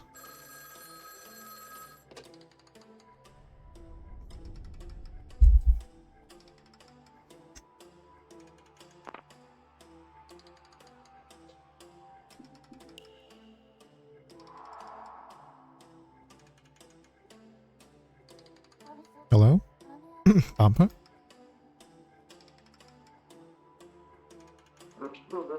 Who is this? Papa, it's me. Amy. You have the wrong number. No, I don't, Papa. Don't hang up. Papa, it's me, Amy. Did you forget who I am? Please don't hang up. I'm alive. I didn't die. Daniela lied about everything. Yes, don't you believe me? After all the times we talked. Please don't fall for her lie. The only liar here is you. You keep deceiving me by pretending to be my deceased daughter. I want to talk more, Papa. I've waited so long to do this again. Stop pretending to be Amy. Put me out of my misery already. Oh. There's so much I've been wanting to say, but you're not her. And I'll be more like Amy. You can't. Amy's dead. I want to talk to Amy, not you. I'll become more like Amy. How could I ever forget? Amy's not a liar like you. Unlike you, Amy was a sweet, kind girl. There's no way a liar like you could ever be the same. Then I'll become a good girl who doesn't lie. You can never be like Amy. I'll try my best. You'll never be Amy. It has to be. Only she can save me. You can't save me, and it wasn't you I wanted to save. This is me and Amy's story, not yours. You're not part of this. I'll become a good girl and save you, Papa. Shh. Only Amy can save me. But if I become a good girl who can save anyone in this world, I can't keep doing this, don't you understand? Do you not understand what I said back then? Disgusting. Never call me again. Please, just listen to me. Stop it. You liar. What even... Who the hell are you anyway?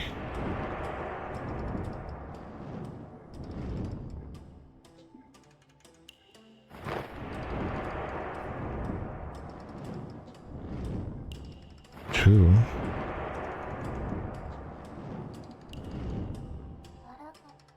Who am I? I'm Amy, who else would I be? So please, talk to me. Somebody please talk to me.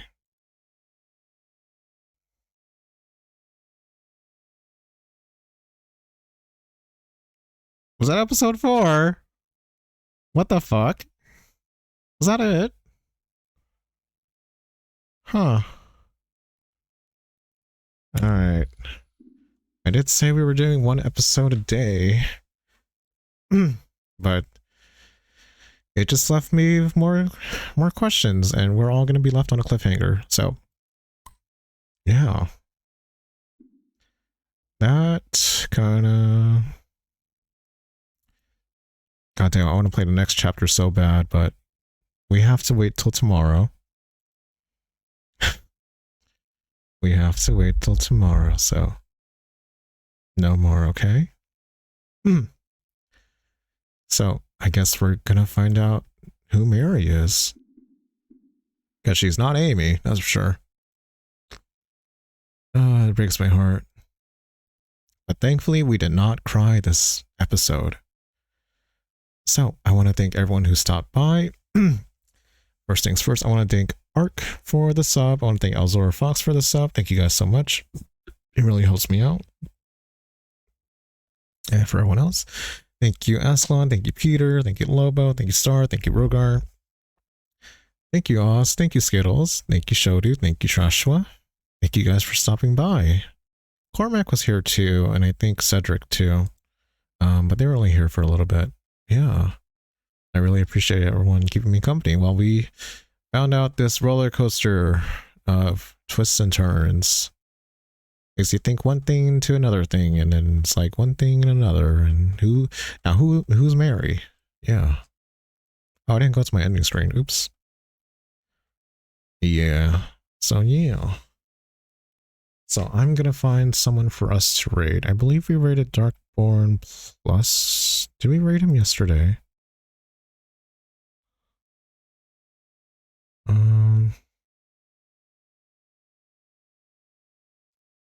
No, I don't think we did. I think we just went to his. I think I just went to his stream.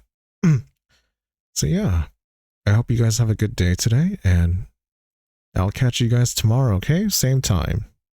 We're gonna get that fucking final episode done. So, see you guys next time. Have a good day, and remember to eat food and stay hydrated. Bye bye. Wait. I forgot to raid first. One plus. Yeah, totally forgot. Totally forgot about that. My bad.